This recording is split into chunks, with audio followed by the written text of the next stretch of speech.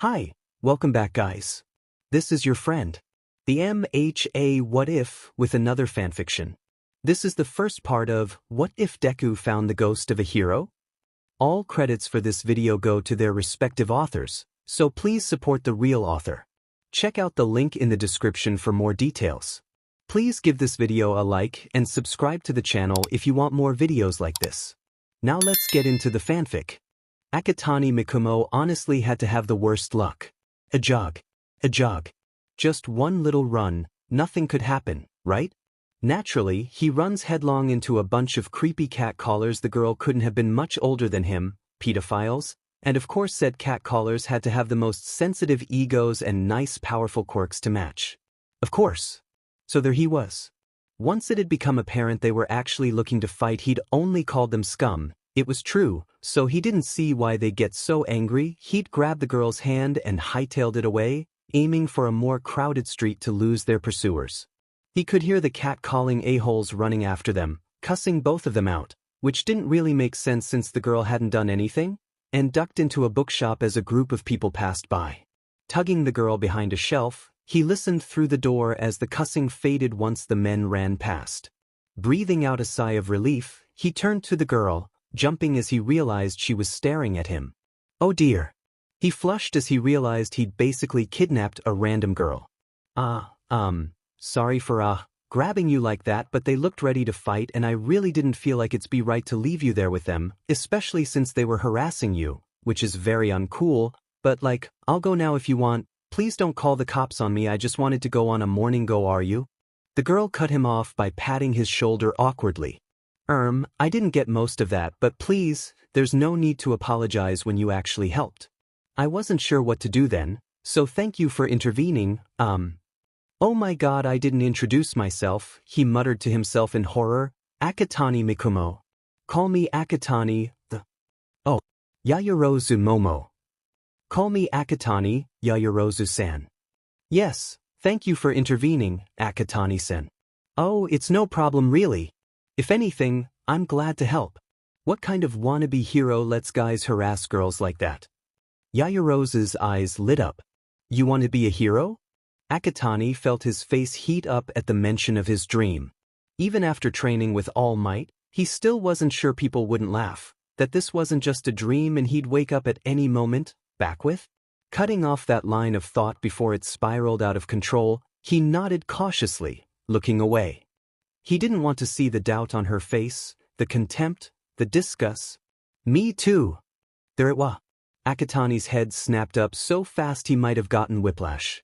Yayorozu blushed lightly, and he realized how it must have looked without hearing his inner monologue. I mean, she started. Really? Do you plan on going to UA, too? She blinked, then beamed. Well, yes, actually. Akatani grinned at her in delight. Let's get in together. Oi, if you two don't quiet down, we'll have to kick you out. The shopkeeper interrupted, and this time, both of them blushed, stammering apologies before leaving in a rush, much to the relief of the customers. So, Yayorozu-san, what were you doing out? I mean, before those guys showed up? Akatani asked. Yayorozu blinked. Then panicked. Oh no, I completely forgot. I was meant to wait for my mother. Entrance exams are today. Entrance exams? Like, the UA recommendation exam. Yayorozu pauses in her panicking. Yes? Is your mom dropping you off? Yes, she had a meeting before and decided she'd drop me off afterwards, so she left me in the plaza to shop and get breakfast, but now. The recommendation exams happen at UA, right? Yes. I can get you there now, but it might be a bit disorienting. Also, you might want to tell your mom. Oh, thank you, Akatani-san, but how? You might want to brace yourself. He cautioned, then, holding Yayorozu's hand, ran into the wall of the alley between the bookshop and a little cafe. Or, more specifically, the shadow on the wall. A cold feeling overtook the duo for a moment, along with an overwhelming darkness and the feeling of being pulled at from every angle by a strong wind, and then it was over, and they stood in the shadow of the gates of UA.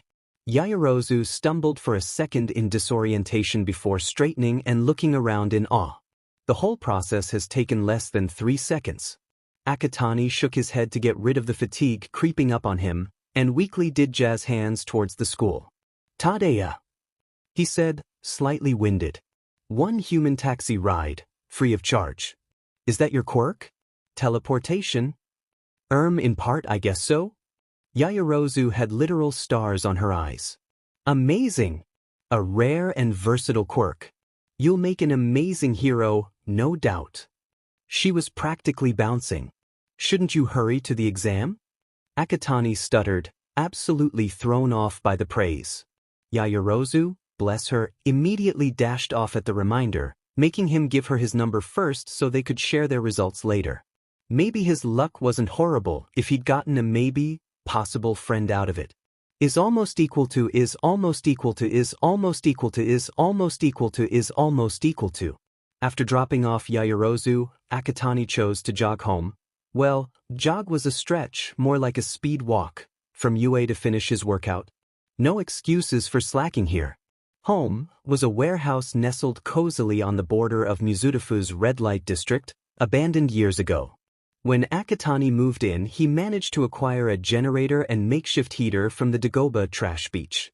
Not so trash-covered now, but the sentiment still stands. The beach wasn't completely clean, but it could no longer be described as an absolute dump. Speaking of, he was meeting his mentor to continue cleaning it up, and it was about noon now, so he plopped back onto his bed, a mattress with a sheet draped over it, and sighed. He still wasn't sure All Might has made the right choice. After all, how could someone like him be a hero? Much less, a hero to succeed the number one hero? Rolling off the mattress, Akatani picked up one of his knives. While he has his quirk, he didn't want to rely solely on it, nor one for all when he received it. He also didn't want to put his skills to waste. Even if he hated where he'd learned them, he couldn't deny they were useful skills to have, though he'd give up any skill if it meant he'd never met the wyverns. Stop moping, dumbass, I brought Katsudon. Akatani's head snapped up, gold eyes falling on his crispy companion, who he hadn't even noticed coming in. Katsudon? He looked at the older boy, squinting at the bag in his hand. Dabi gasped in mock offense. What? No greeting? Brat, I should have known you only wanted me for my wealth. Akatani sent him an unimpressed look. You're broke. He deadpanned. Well then, I see this is a day full of betrayal all around. Dabi responded, pouting. Yes, it was a pout, unmistakably, and leaning back. In fact, I should just keep this all for myself if this is how ungrateful you are. No, Akatani gasped in horror. Dabi huffed out a laugh at the comical expression he had on, tossing him the bag of food. Brat. 20 minutes later, with full stomachs and considerably better moods, the two were sprawled on the beanbags Dabi had brought after his first visit to the warehouse, claiming it was pitiful and he was really only improving the place. He wasn't wrong. While Akatani had cleaned it up and made it inhabitable, Dabi was the one who'd made it comfortable. He was the one who'd taught Akatani what comfort was.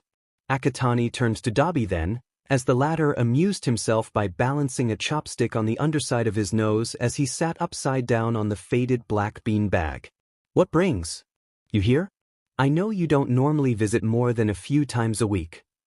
Dabi looked over, dropping the chopstick, and huffed an almost laugh.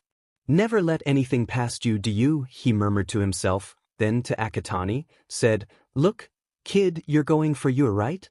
Though the question was more of a statement, he nodded. Well, rumor is there's something going on. Apparently, some villain is talking big about some kind of attack on UA. Attack? Akatani echoed, and Dabi nodded. Yeah. Not too sure how credible that is. Figured you ought to hear it instead of being completely blindsided if it actually happens. Akatani nods slowly. Thanks, Dabi. He paused for a second. Do we know any specifics? Nah, but I'll tell you if anything comes up. I could always ask around as Hikage. Nope. Not doing that. I've grounded you from the underground, remember? But Dabi. Nope. You pick a fight with Yakuza, you bear the consequences. Akatani pouted, then slowly grinned. Dabi quirked an eyebrow. Do you care? He asked with a sheet-eating grin. Dabi scrunched his nose in disgust, as though the mere mention of feelings offended his delicate sensibilities. Ugh, feelings. Disgusting. Akatani grinned wider. You do. He yelped as Dabi kicked him in the side from his spot upside down. It wasn't a hard kick, as Dabi was neither wearing shoes nor trying to hurt him, but dramatics were the foundation of this friendship. Plus, it was the sentiment that mattered. Dabi made an indignant noise as a throw pillow embroidered with F Endeavor, in bold red letters, courtesy of Dabi himself, smacked him in the face, and from then it was war. A couple hours later, if All Might noticed the feathers nestled in his young successor's dark hair, he made no mention of it. It didn't matter either way. Entrance exams were coming up soon, there were more important things to worry about. Akatani was nervous, to say the least. This morning, just a couple hours ago really, he'd received one for all hair did not go down easily, and he could practically hear Dabi's laughter and he felt really queasy. It didn't help that All Might mentioned backlash and immediately reminded Akatani of the man's words 10 months ago. Limbs will explode. Was he about to lose his limbs? He shook his head to get rid of those thoughts. Worst case scenario, he embarrassed himself horribly and ended up a limbless torso. Not bad. As he turned the corner, the looming building that was UA came into view. Though he'd seen it dozens of times, it didn't make it any less impressive. He could see hero student hopefuls all over, walking through the massive gates, and a few actual heroes, probably to regulate the activity, as the school was open with no ID system up to make the flow of students faster.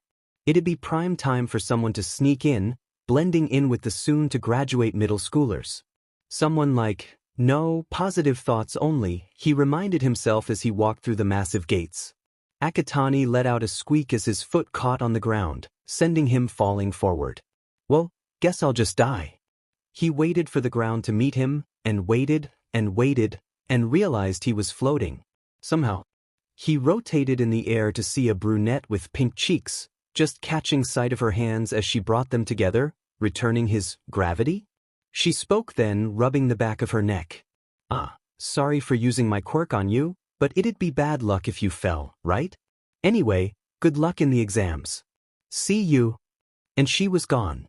Akatani blinked after her before realizing he should probably go now, and hurrying inside. The written exam was pretty easy, though a few questions he could tell weren't actually expected to be answered perfectly. He tried his best, finishing half an hour early.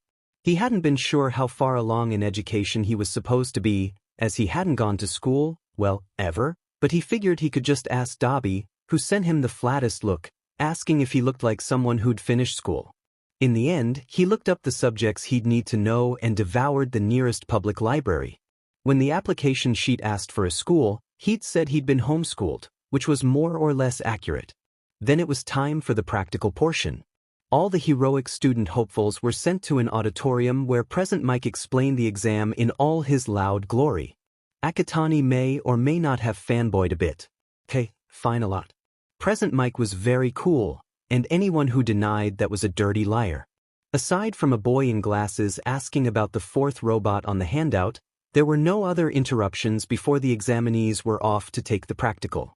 The testers had asked them to change into their gym clothes, but as Akatani hadn't really attended school, he settled for a dark, almost black tracksuit with 2 light gray stripes up the sides of the arms and legs. As the examinees waited to start, Akatani noticed the brown-haired girl from earlier standing nearby. He considered going over to say hello, maybe thank her, but a hand landed on his shoulder and he suppressed a flinch. Were you going to talk to that girl? Glasses boy asked sternly. Can you not see that she's concentrating right now? Are you just here to be a distraction for people taking the test? If you are, please go home. Akatani could hear the other examinees whispering, but before he could say anything, Present Mick's voice sounded over the intercom. "And start." Instinctively, Akatani bolted into the testing ground, barely noticing as the pro-hero shouted at the other examinees who hadn't moved an inch. One for all. All Might himself said he wouldn't be able to control his power right away, but that was only in terms of his actual body, right? One for all was an enhancement quirk, so what if he enhanced his quirk itself? Just in time, he turned a corner into a shadowed street beside a tall building with a few robots, all of which turned to him. Well, no better time than the present. Concentrating, he watched as a robot disappeared, only to reappear high in the air, above the other two, falling and crushing them. He blinked at the destroyed machines, before grinning. He had a strategy now. Running around, he proceeded to repeat the process, careful to keep to empty streets with no examinees to be collateral damage. He also shadow traveled with the robots halfway in, then cut off the connection so they were split in two. He couldn't do more than two at a time though, so to get robots down quicker, he tried using the shadows inside to get their inner wiring out, effectively stopping them in their tracks. Knives to the wiring also worked when he started to feel the fatigue that came with his quirk set in, as did luring the robots to blast other robots. Akatani was absolutely falling into a sleep coma after this. As he reached a more populated street, with other examinees taking down their own robots while counting, he probably should have kept track. Oh God, he hoped he had enough. A rumbling noise grabbed his attention. So that's the 0-pointer. The other examinees started running away. Who wouldn't? That thing was the size of a skyscraper, and Akatani was about to join them when he heard a cry from the direction of the 0-pointer. The nice brunette from before was there, right in the path of the 0-pointer, stuck under some rubble. Unconsciously, Akatani started running towards the robot, hardly even realizing as his feet carried him toward the thing. His brain went 100 miles in a few seconds as he tried to figure out how not to die. It's too bright for my shadows to have much effect, and I really don't think I can move any towards here now, plus it's almost noon. Breaking his limbs it was. Firing up one for all, he jumped, rocketing towards the 0-pointer, and from the bottom of his heart, yelled. Smash! Is almost equal to is almost equal to is almost equal to is almost equal to is almost equal to. Recovery girl healed his broken arm and legs just fine, giving him some gummies to restore his energy. He hadn't heard from All Might since the day of the exam, and so he spent the week leading up to when he'd get his letter alternating between texting Yayuru, hanging out with Dabi and going out as Hikage. Hikage was the name he used when he ventured into the shadier parts of town. Having his actual name out there was a bad idea, especially since he planned on going to UA. A hero in training would be better off unconnected to the seedier parts of Mizudafu. His Hikage persona had Akatani use purple contacts and a gray wig, bearing no resemblance to Akatani. As he walked down the street, he kept his head down and hood up, looking by all means like another teen stoned to hell and back, blending in. Attention wasn't something he wanted, especially not when he was looking for information. Dabi had yet to bring up the rumors of someone attacking UA, but that didn't mean Akatani wasn't going to investigate himself. While Dabi was fairly well known and had a decent standing underground, he also had a tendency to stand out and scare people. It came with the whole overcooked beef jerky look. Hikage, however, was nondescript and people tended to have looser lips when they didn't notice anyone in particular listening. Walking around, making sure to look fairly aimless and stagger every once in a while, he headed to a ratty building, indistinguishable from every other building on the street.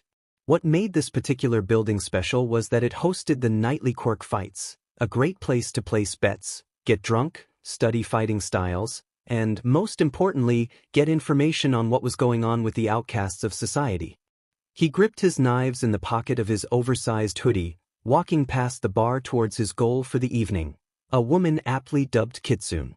She was the first person Dabi had introduced Akatani to, the owner of the ring and overall very badass. Kitsune caught sight of him and a grin stretched across her face, one of genuine delight at the sight of one of her favorite frequenters. In a place like this, a polite boy was a rarity. Hikage. Oh, it's been so long. She grinned with sharp teeth, dark eyes gleaming. A few of the other patrons leaned away from the woman, who disregarded their reactions entirely. Akatani supposed she could be off-putting, black scara, toxic green irises, sharp shark-like teeth and pale green skin with a scar across the bridge of her nose. She was kind, though, so he didn't really care. I mean, she'd probably drop him in a millisecond if he became a danger to her or her business, but that was how everyone was. Kitsune's and I saw you last week. He replied softly, but he understood what she meant. He'd made the mistake last week of interrupting a drag deal between some gang connected to a bigger Yakuza group, sing them off and earning him a few enemies and making Dabi ground him from Hikage for a week. Kid, you know what I mean. Now, you're not the type to visit just to say hello, and I know for a fact that nobody special is fighting tonight. What's up, brat? He didn't understand why everyone he met decided he was a brat. He was the epitome of a good, kind soul. He ignored the part of his brain that snorted at the notion, sounding suspiciously like Dabi.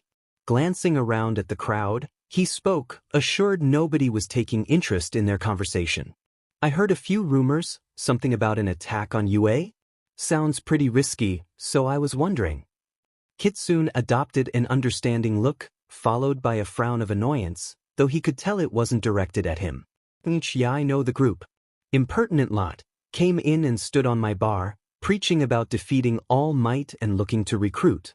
I know a bunch of fellas who joined. Akatani jolted at her words. Defeat All Might? But Dabi had said the attack was on UA. All Might, as far as the public was concerned, had no connection to the UA. So this group had inside information. This group, that is, do they have a name or something? He asked, hoping to get more on this new villain group. They had to be either very sure of themselves or very stupid, and he was thinking it was a combination of the two. Yeah, they called themselves the League of Villains. She snorted. Super original, I know. Akatani hummed. Thanks, Kitsune. She turned to him, tilting her head. You aren't staying for the fights? I normally see you watching even the newbies, scribbling away God knows what in that notebook of yours. Not tonight. I got something to do tomorrow, and you know how these always take a while.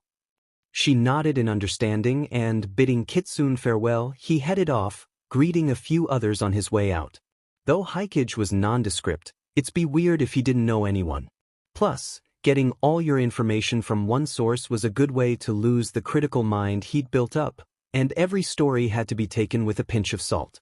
Walking down the darkening street, he ran his finger alongside the blade of his knife, careful not to cut himself as he let himself think over the new information. League of Villains? Huh? Dabi wondered at his friend's knack for getting into weird but situations. Yes, he was a 14-year-old living alone, 15 on paper, but whatever. Yes, he had an odd relationship with knives.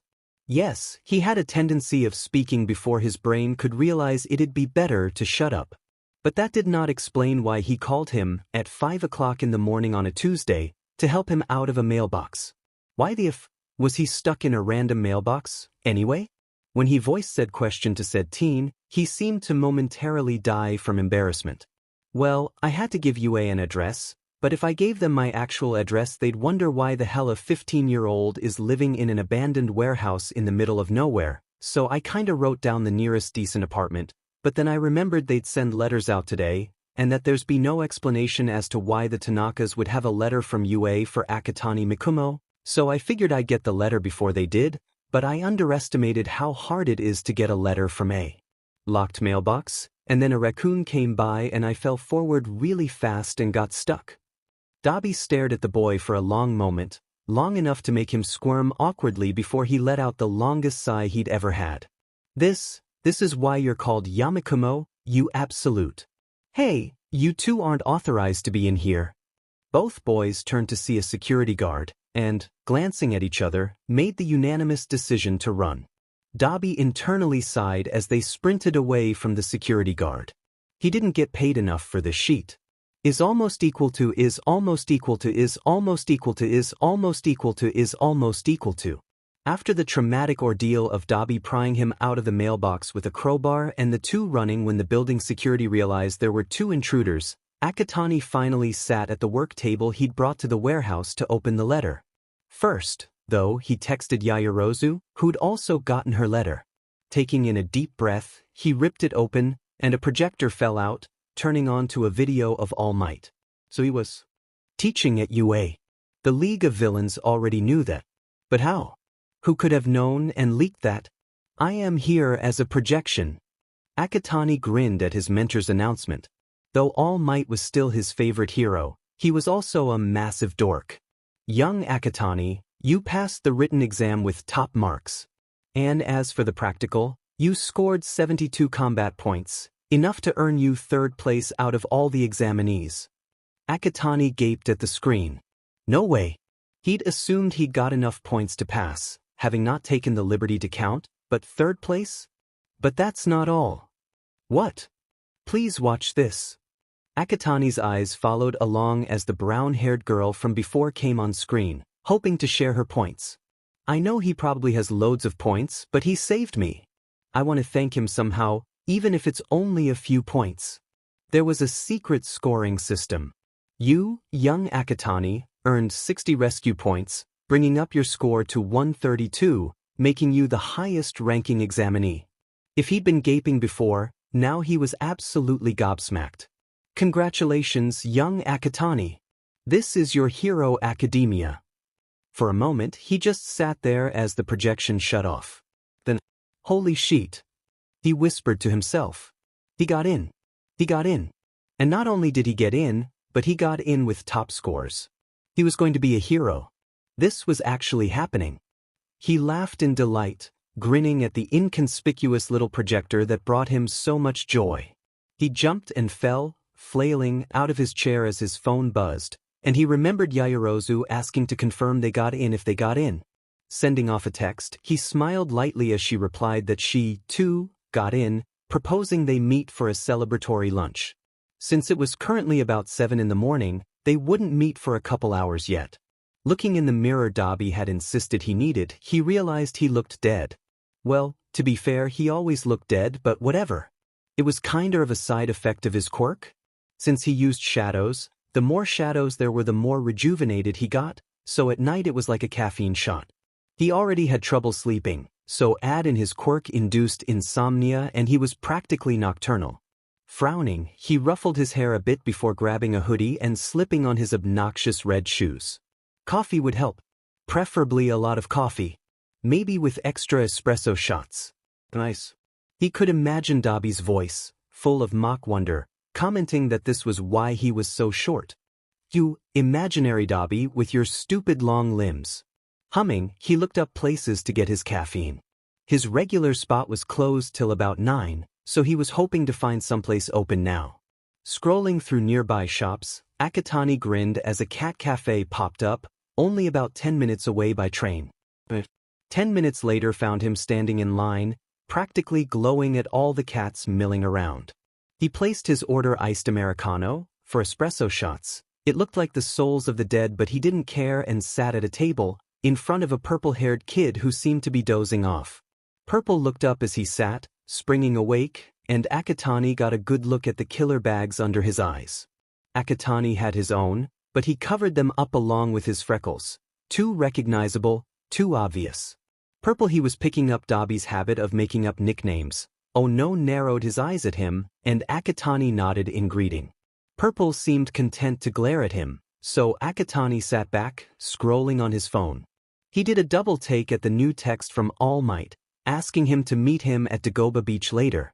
Sending a confirmation, he was momentarily distracted as a cat, fluffy, white and gray, big blue eyes, climbed onto him, patting around, up his lap, onto his shoulders, tail flicking him in the face. The fluffy creature let out a meow, then settled on his shoulders, tail swinging lazily to brush his face. He blinked and got a face full of fluffy tail. So I see you've met Sparkles. Purple said, voice as dead as he looked. Sparkles? Akatani asked, and Purple shrugged. I question the names of some of these cats too. Akatani cracked a grin. Purple raised an eyebrow in question. It's kinda ironic, I've been calling you Purple in my head this whole time. Purple snorted. So creative. Akatani huffed a laugh, squawking as Sparkles whacked him in the face with his tail, jumping down from his shoulder before trotting away. My name's actually Shinso, but I guess Purple works too. Akatani. Nice to meet you, Shinso-san. Large iced Americano, for extra espresso shots for one. Akatani. A barista called out, and he grabbed his drink, thanking the lady before returning to Shinso. The other teen eyed his drink with something akin to approval. Akatani supposed he probably had questionable tastes too. So, Shinso started, why are you up so early? Robbing mailboxes. Akatani replied without thinking. Shinso almost choked on his own drink at the response. Akatani flushed bright red. Do I even want to know? Akatani grimaced. Definitely not. The pause. What are you doing up so early? Bold of you to assume I went to sleep at all. The use of an old meme spurred a laugh out of Akatani, who'd gotten a rough run-through of pop culture from Dobby and self-study copious hours online, falling into the depths of the interweb. I was looking at responses for high school applications. Oh, did you get into the school you were aiming for? Shinso scowled. No, he glared into the table, fists clenching around his mug. The testing was clearly meant for those with flashy quirks. I applied for another course at the school too and I got in, but it's not what I was aiming for. Not to presume, but do you mean the UA hero course? Shinso looked up in surprise, then glared defensively. Yeah, what of it? You gonna make fun of me too? Akatani blinked in surprise at the sudden aggression. No? I don't see why I would. I just wondered 'cause I took it too, so I figured you might mean that. You want to be a hero, right? He realized he was kind of seeing a replica of his first conversation with Yayorozu, except this time Shinso was on the defensive. Shinso dropped his glare, looking down with a nod. Akatani beamed. Awesome. Me too. Shinso scowled at his hands again. Yeah, well, I was rejected. How can I possibly become a hero? Akatani mouthed a soft, oh, as he realized the boy's problem. Well, you said you made it into Gen Ed, right? Shinso nodded. Well, win the sports festival. I heard people who do especially well then can get moved to the hero course. If you win, they'll have to let you in. Shinso looked at him skeptically. Has that ever actually happened though? Yeah, actually. You know Eraserhead? Well, maybe not, he's fairly unknown, but that's in 10. Shinso interrupted him. Eraserhead was in Gen Ed? Akatani nodded enthusiastically. Erasure doesn't work too well on robots, so he got in through the sports festival. I'm sure you can too, if you prepare beforehand. Shinso seemed in awe. Thank you, Akatani-san. Akatani tilted his head. What for? Shinso blinked. You're the first person other than my parents to support me wanting to get into the hero course. Now it was Akatani's turn to blink. In that case, everyone other than your parents is AD-. This shocked a laugh out of Shinso, and Akatani grinned back as he stood, returning his empty glass to the bin of used cups, before waving goodbye to Shinso and heading over to Dagoba to meet his mentor. Is almost equal to is almost equal to is almost equal to is almost equal to is almost equal to. Tashinori stood, watching the sun climb higher in the sky as he waited for his successor to arrive.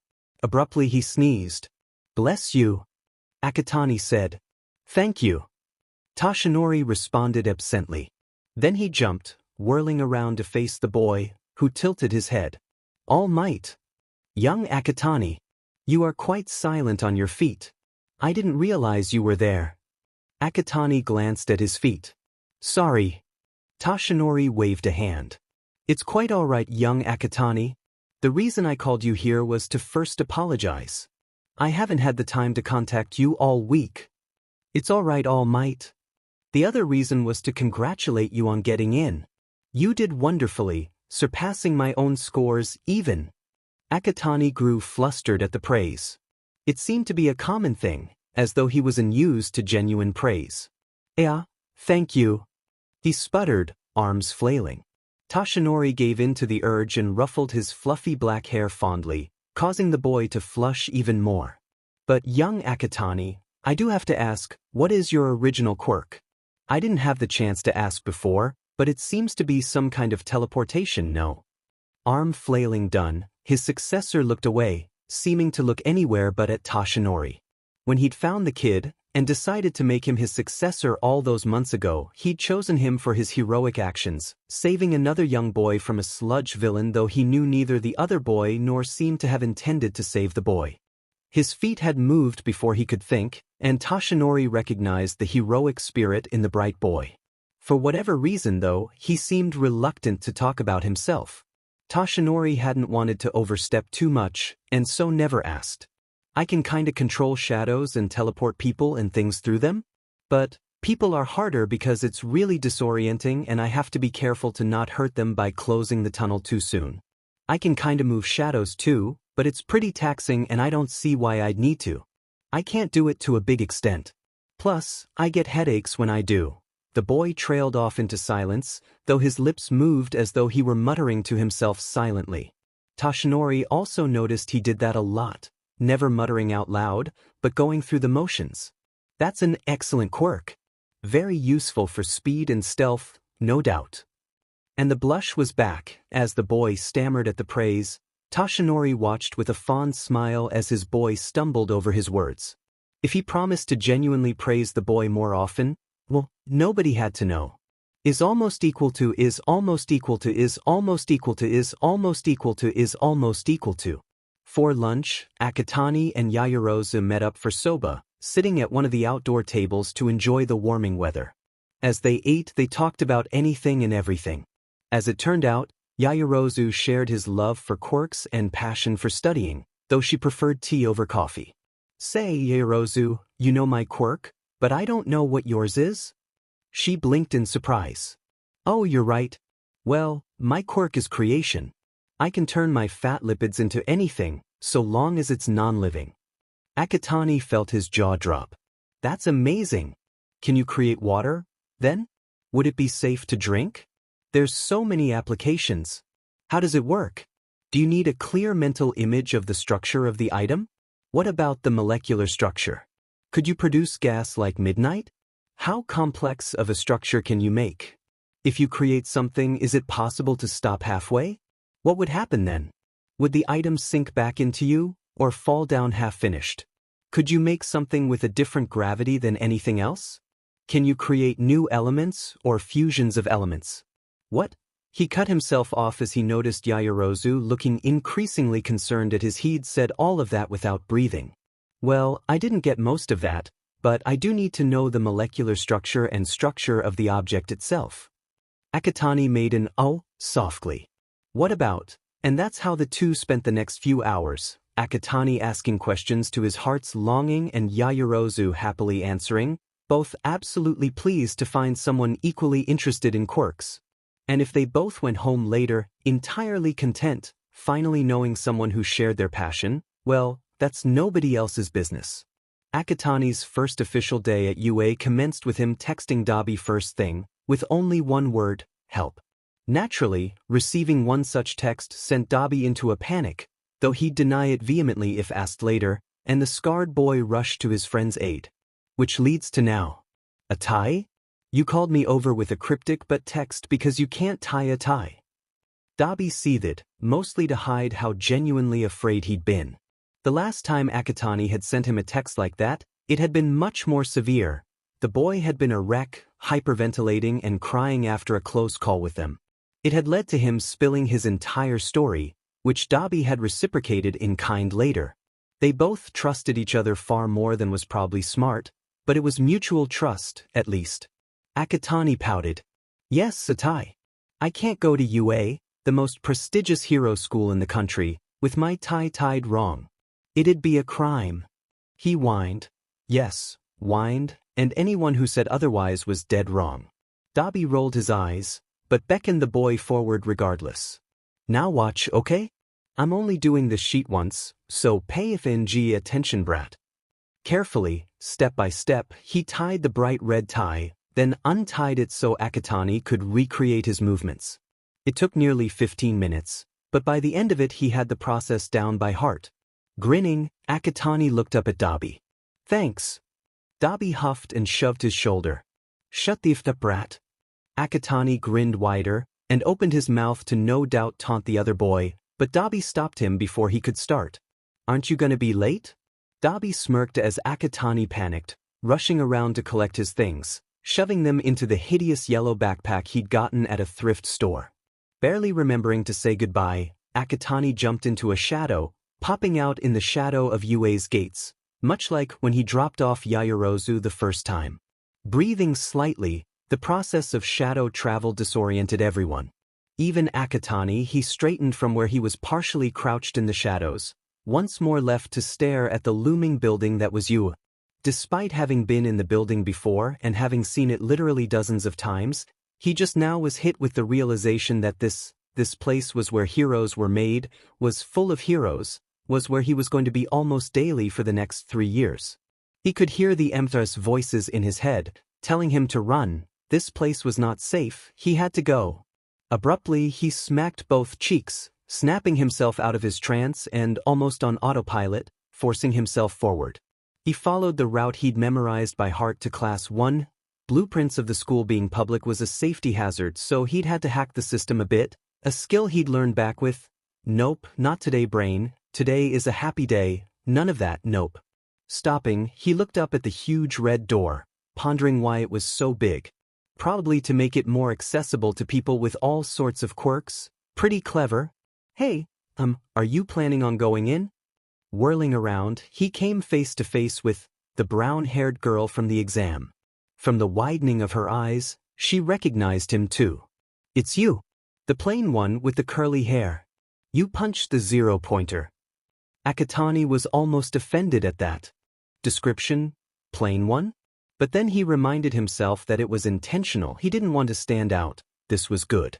Yeah, that's me. I'm glad you're okay though. She tried to share her points with him. He remembered. She said he'd saved her. Like a hero.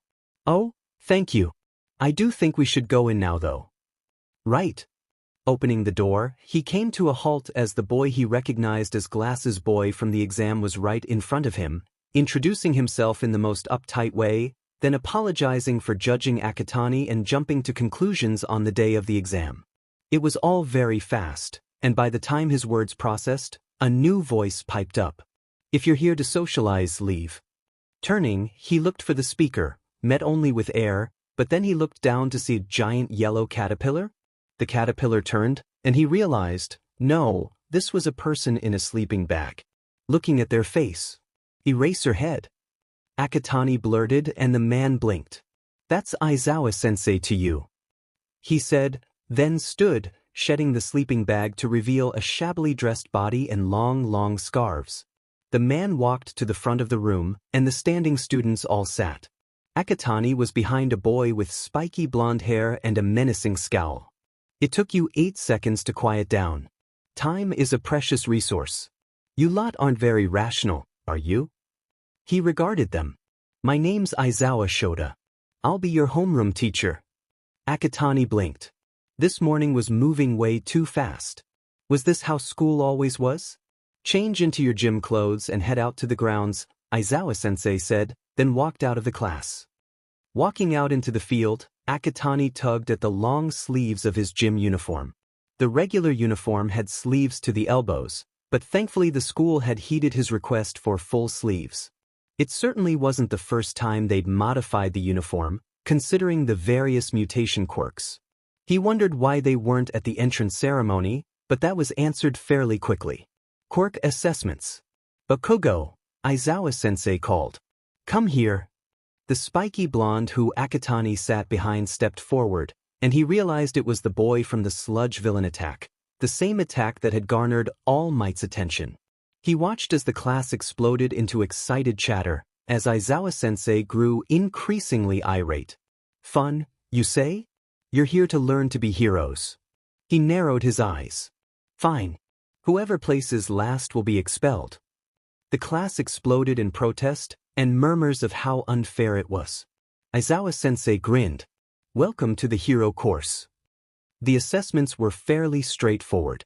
50-meter dash, ball throw, standing long jump, seated toe touch, sit-ups, endurance running, grip strength test, and sustained sideways jump. For the 50-meter dash, Akatani silently thanked whichever deity was watching over him that they were in the shadow of the building, shadow traveling to the end in an instant, the little machine announcing his time of 0.9 seconds. The highest score in that section, beating out even the kid with a literal speed quirk. He tuned out the whispers, wondering what his quirk was, as it had been too fast to see properly. For most of the other tests, he relied on his regular physical abilities, falling around the top of the group, not counting those with quirks especially suited towards specific tests. He had to be somewhat athletic. It was both a result of All Might's training and years of surviving with them. Then it was time for the ball throw. As he watched the others go up, one by one the brown-haired girl got a score of infinity.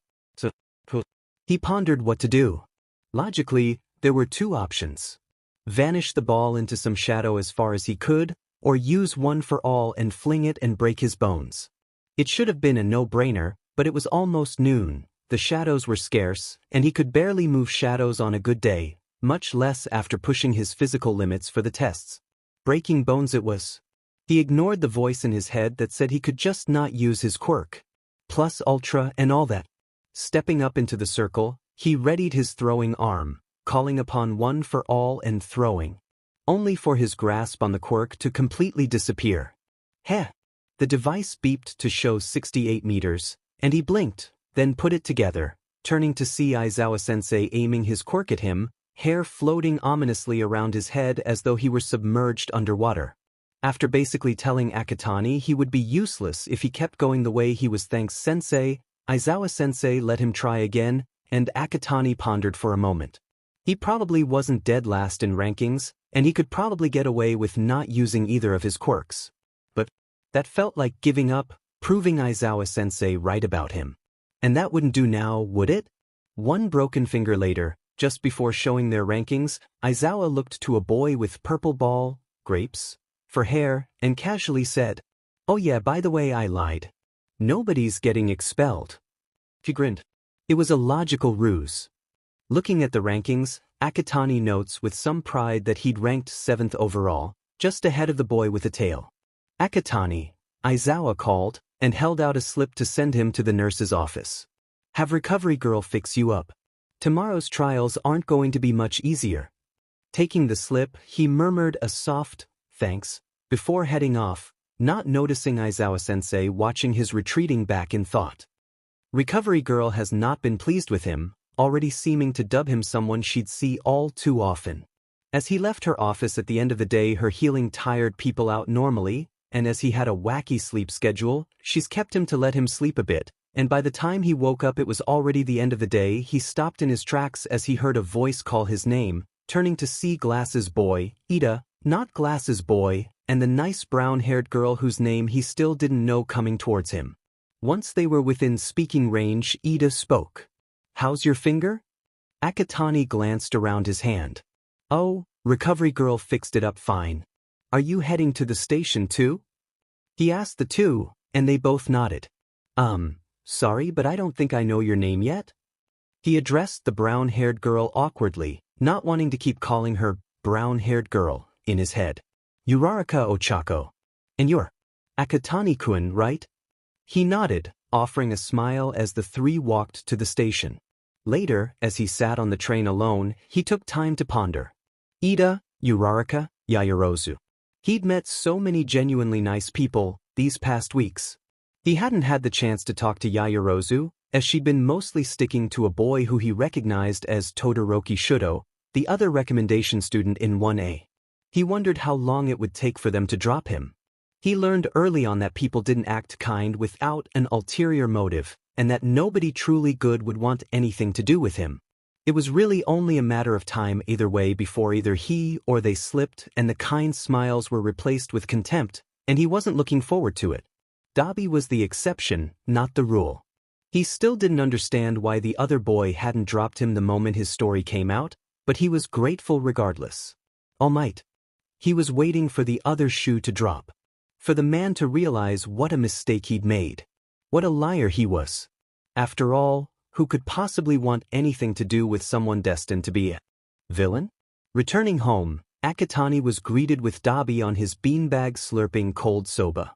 "You know, I'm starting to think you're leeching off of me," he commented, and the fire user arched an eyebrow. "Says the one living off stolen money." Akatani flushed at the reply, but scowled at the thought. "Yeah, well, they deserve to be robbed. It's not like they don't have millions of billions more.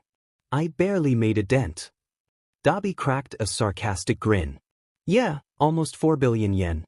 Hardly anything," Dabi said before eating another mouthful of soba. Akatani snorted, rolling his eyes. "It's true if they're one of the richest criminal organizations in Japan.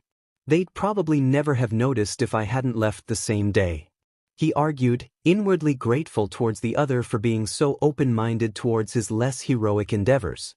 The fact that they could talk and even joke about his questionable past felt like a weight off his shoulders. It didn't make it okay, and it certainly wasn't something anyone at UA would approve of, but it helped. A lot. So, why are you still here? I kinda expected you to F off to wherever it is you go when I'm not around the minute you had the chance.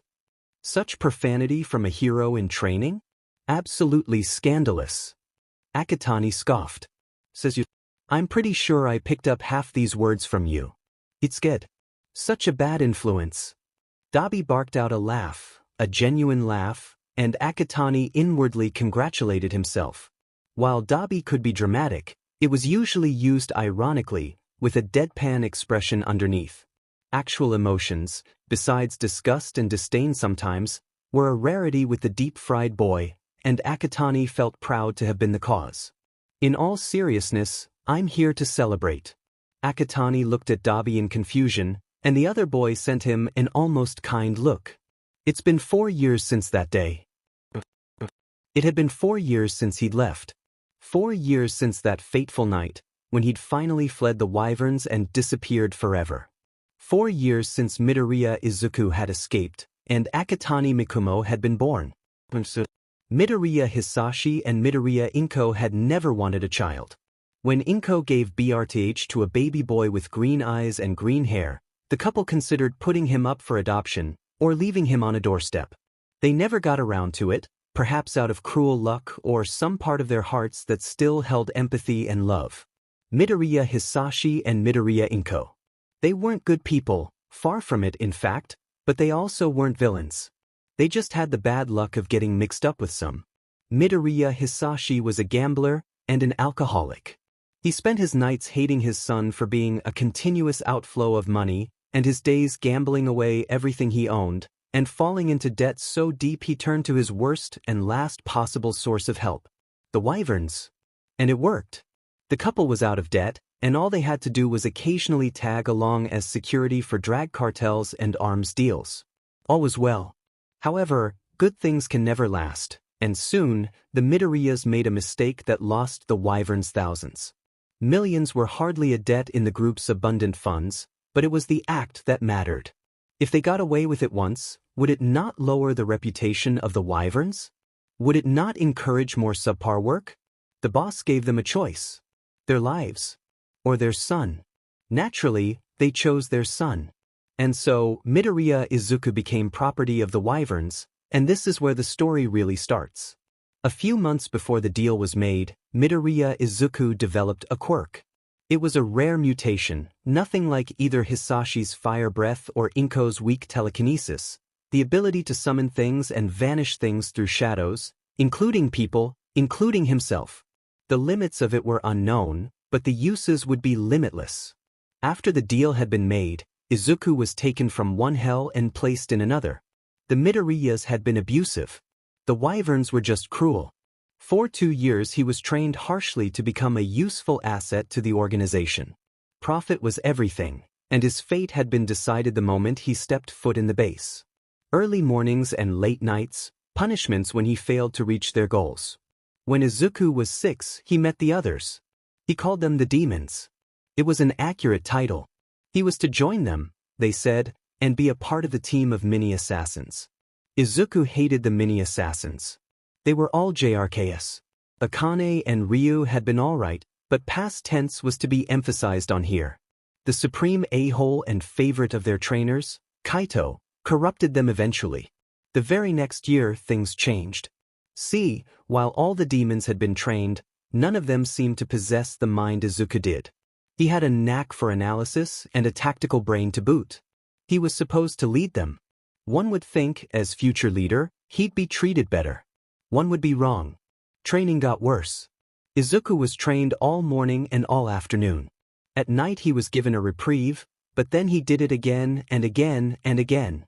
For 3 years he was trapped in an endless CYCL of preparation for the big day, their first mission. After all, what kind of assassins had never killed? Of course, the night before the big kill, heroes raided the base. One could say this was a coincidence or a slide of luck, but it was anything but. Izuku had, biding his time, hatched a plan to escape. Anonymous tips, slowly putting together a getaway bag, hacking the system, stealing the cash. It had taken years of gradually gathering intellect, but he'd done it. Admittedly, 4 billion yen was a bit excessive, but he was spiteful and they were rich. He couldn't quite bring himself to regret it. 3 hours after the hero's raid of the Wyvern's main base, Akatani Mikumo was born. Well, it was more like an old lady had asked for his name and he'd blurted out the first thing that came to mind, inwardly screaming at himself for forgetting to make a name, but whatever. He stuck with it. Akatani Mikumo was another persona, except this one was permanent. He dyed his hair black and wore colored contacts and covered up his freckles. Akatani was a year older than Izuku, to throw off anyone looking. He'd briefly considered a female persona, but ultimately discarded it. All of this was necessary, if only to buy time. The Wyverns were powerful, and he was sure Izuku Midoriya has a bounty on his head, if not as a thief, then as property of the Wyverns. Dabi had been a huge help in creating and cementing the existence of Akatani Mikumo. Though they'd only met 6 months after his initial escape, he'd been the one to acquire a fake ID and BRTH certificate, and had helped him dye his hair and sort out his contacts. More like he'd been blackmailed into helping, but that was neither here nor there. Dabi was the only other person who knew Akatani Mikumo and Izuku Midoriya were one and the same, and Izuku, Akatani intended to keep it that way. Intentions. What good are intentions? The second day at UA felt more like the first. The morning had been full of ordinary classes. At least, he was pretty sure they were ordinary. Non-hero-related classes, except that they were taught by pro-heroes. During lunch, Akatani finally got the chance to talk with Yayorozu, with Todoroki following her around. He'd noticed the other boy didn't seem to talk to anyone, with the exception of Yayorozu, who was often the one to approach him first. Todoroki seemed to zone out as the two excitedly talked about quirks, eating his soba quietly. After lunch was when things got exciting. Their first foundational heroics class. Akatani wondered what they'd do. Maybe some quirk training? Going over procedures? Some tactics type thing? Or maybe All Might burst through the door, coming through the door like a normal person. Akatani snorted quietly. Nothing about that entrance was remotely normal.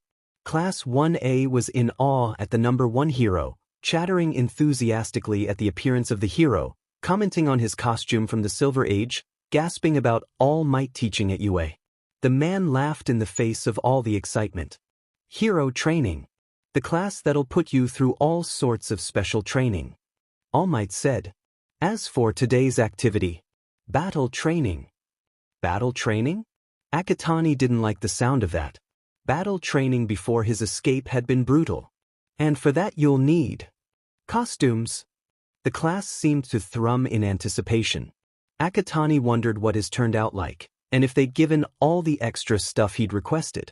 He doubted Dabi's suggestion of a mini flamethrower would be in there, but hopefully his other, more tame requests had been included. He'd kinda wanted to use his own gear and weapons, which he'd made just in case he didn't get in case he has to resort to Plan G, vigilantism, but he didn't know how to explain why he had a homemade tranquilizer gun and taser pen, nor the unholy amount of knives. Arriving at the change rooms, he realized there was a problem. The changing area was open. When they'd had to change into gym clothes, he'd managed to slip away to a bathroom and change quickly, but this time he'd been lost in thought thinking of his costume and had followed the other boys into the locker room. The reason he'd changed alone before, he had scars. A lot of scars. More than reasonably explainable for a regular 15-year-old to have. And questions meant people looking, meant attention, meant suspicions, meant people finding out who he was. So he had to avoid the questions entirely, or find a way to explain his scars in a way that did not immediately arouse suspicion and concern. Hey, Akatani, dude, aren't you gonna change? A boy with blonde hair and golden eyes asked. He thought the boy's name might have been Kaminari. What? Oh yeah, I just kind of feel weird changing in front of people. Another boy, this one with red spiky hair and shark teeth, nodded in understanding. I mean, nobody's gonna judge, but if you're really not cool with it, you can always change in the bathrooms over there. Akatani blinked, nodded and scurried to the bathrooms he hadn't noticed earlier. Didn't ask? He wasn't complaining, but really? Shrugging it off, he opened his case to pull out his costume. He debated this a lot. On one hand, he wanted to be an underground hero to suit his original quirk and avoid the unwanted attention of certain people. On the other hand, as All Might's successor, he felt obligated to pay some sort of homage to the man who wore the brightest and boldest colors out there.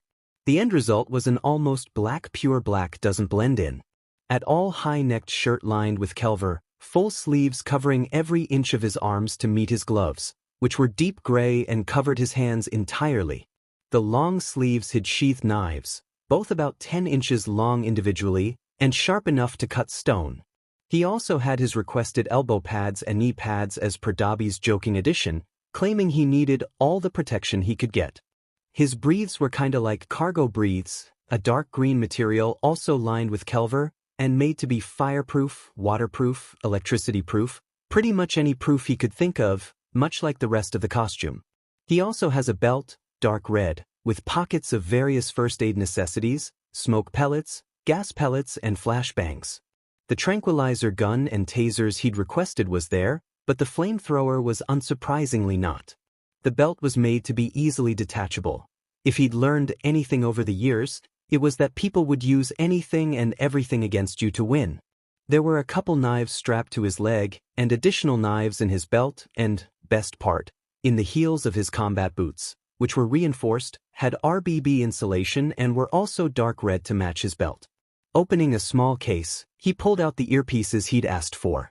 They were supposed to amplify his hearing so he could gather intel easier and could work as communication devices too. His final piece was the mask. Covering the bottom half of his face planting hurt, and so did punches to the jaw. The sleek metal worked to filter gases, silence or amplify his voice and protect his jaw and mouth from punches. It also had the additional benefit of hiding his face, though a closer look might give him away. There wasn't much of All Might's flashiness, but he supposed the red was enough homage. He wasn't a fan of royal blue and bright yellow as much, anyway.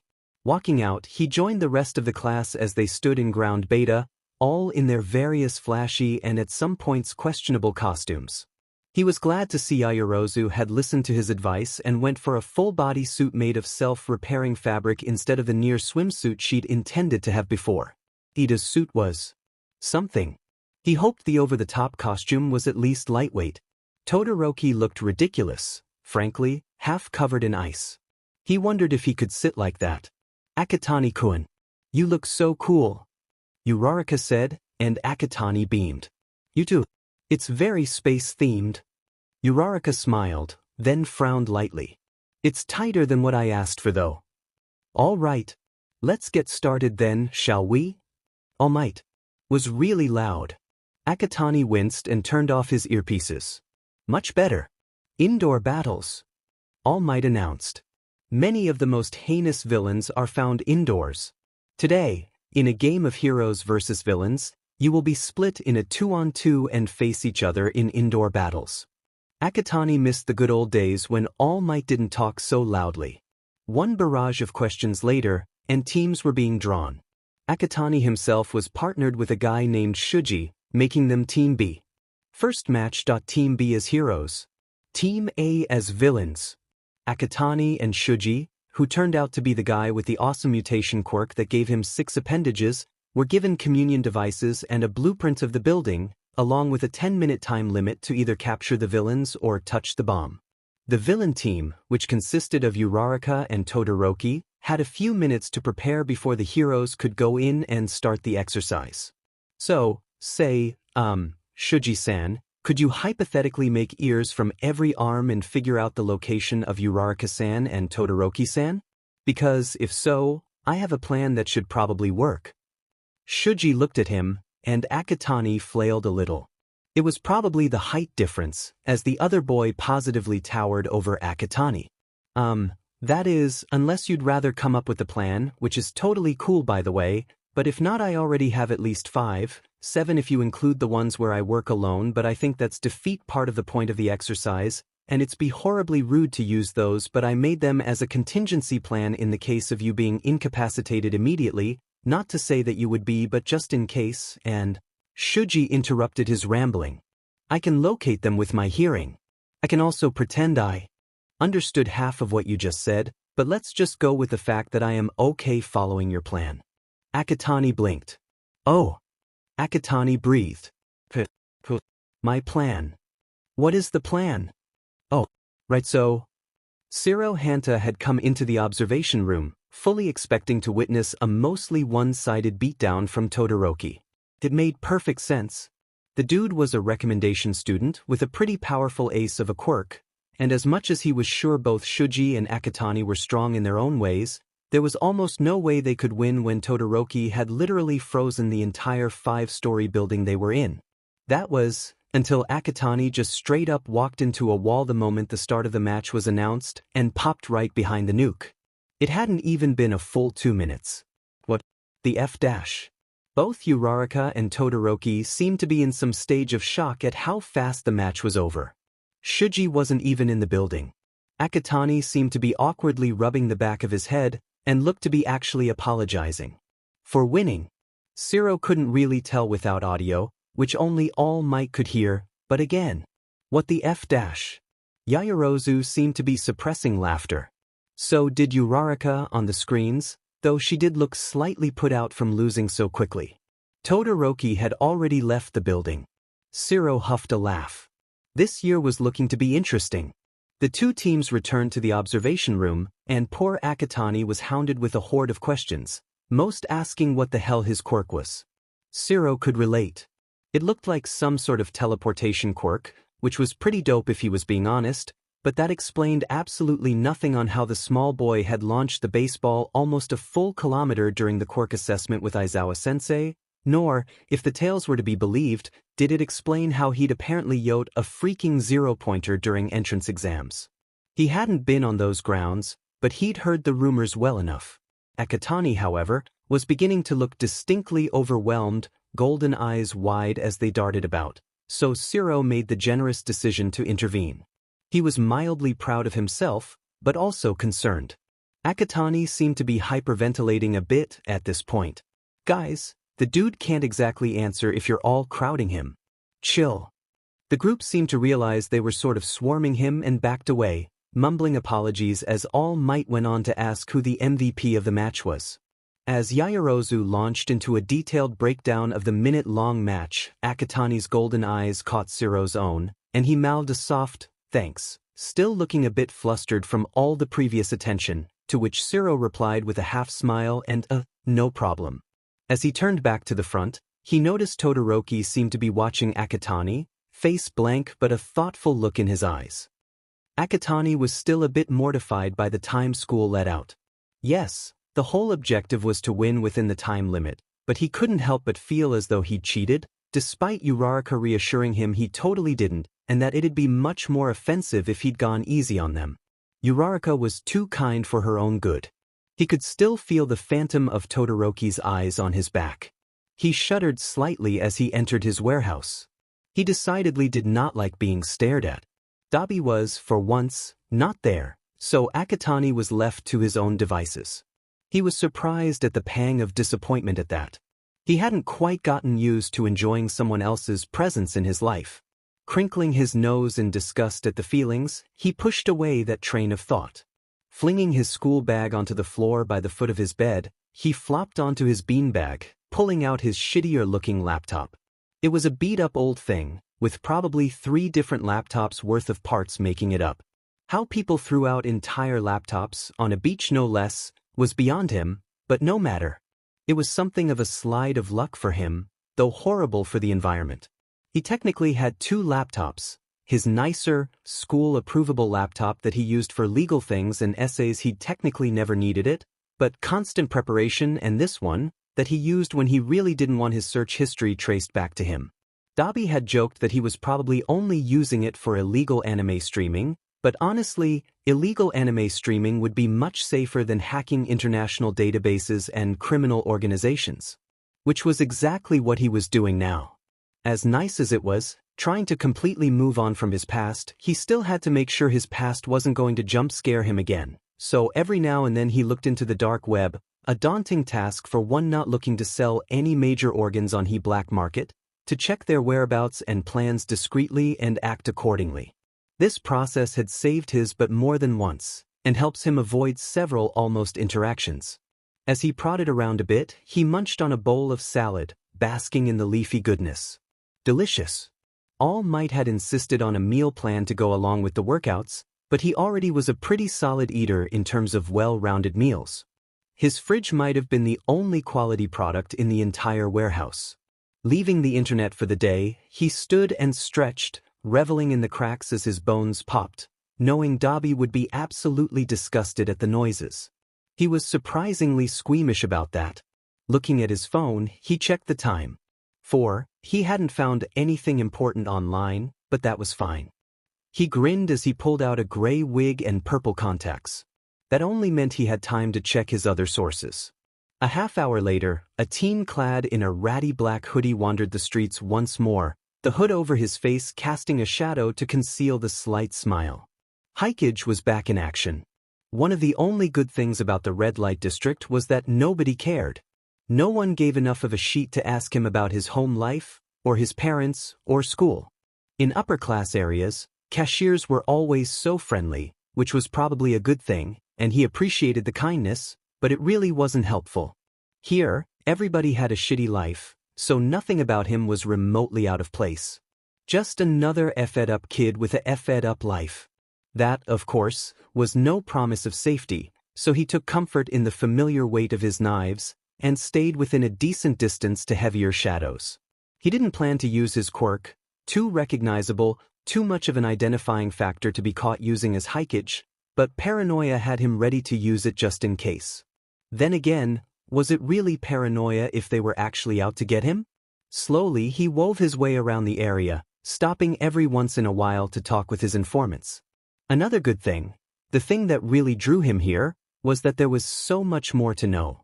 Nobody paid attention to a homeless man or a stoner on the side of the road, nobody cared enough to censor their words. They were the perfect sources of information. Plus, a lot of the people were actually pretty nice and appreciated polite conversation once in a while. He was happy to indulge. It was easier to make conversation as Hikage. And if Akatani took the chance to give them a couple meals, some money in return for their overheard conversations, if he paid them a little more than their info was really worth? Well, that was nobody's business. He could always write it off as a kid overestimating the worth of the information's value. People tended to underestimate his intelligence anyway. Akatani's ventures into the seedier parts of Mizudafu provided him with little knowledge on the wyverns, but a bit more on the so-called League of Villains, who were quickly proving to have some sort of plan. What a pain! He muttered, pulling out a notebook. Small-time villains, petty thieves and drag traffickers and other criminals on a lesser scale than some others, had been approached and recruited, with no apparent rhyme or reason. There seemed to be a few with similar quirks, but nothing that truly gave away what they planned on doing. Akatani still wondered how they'd known All Might was teaching at UA before it had been announced. A hacker? A spy?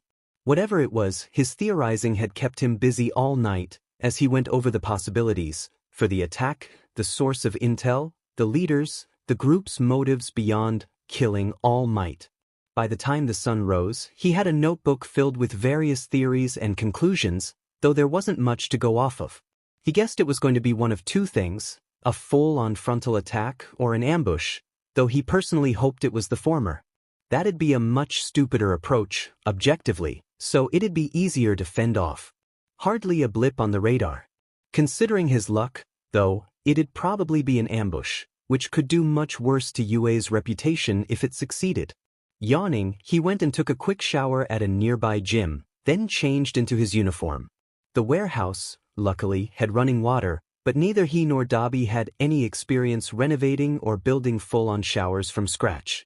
Humming, he decided to take the scenic route today, actually walking to UA like a normal student for once. He even had time to grab a coffee, with 6 extra espresso shots. It was blacker than his bottle-dyed hair. Akatani inhaled it at an unholy speed, sighing in delight as he felt more awake. Caffeine. So good. So precious. He heard a snort and turned to face the person who'd made the noise. He recognized him as the tall purple boy. Shinso, maybe?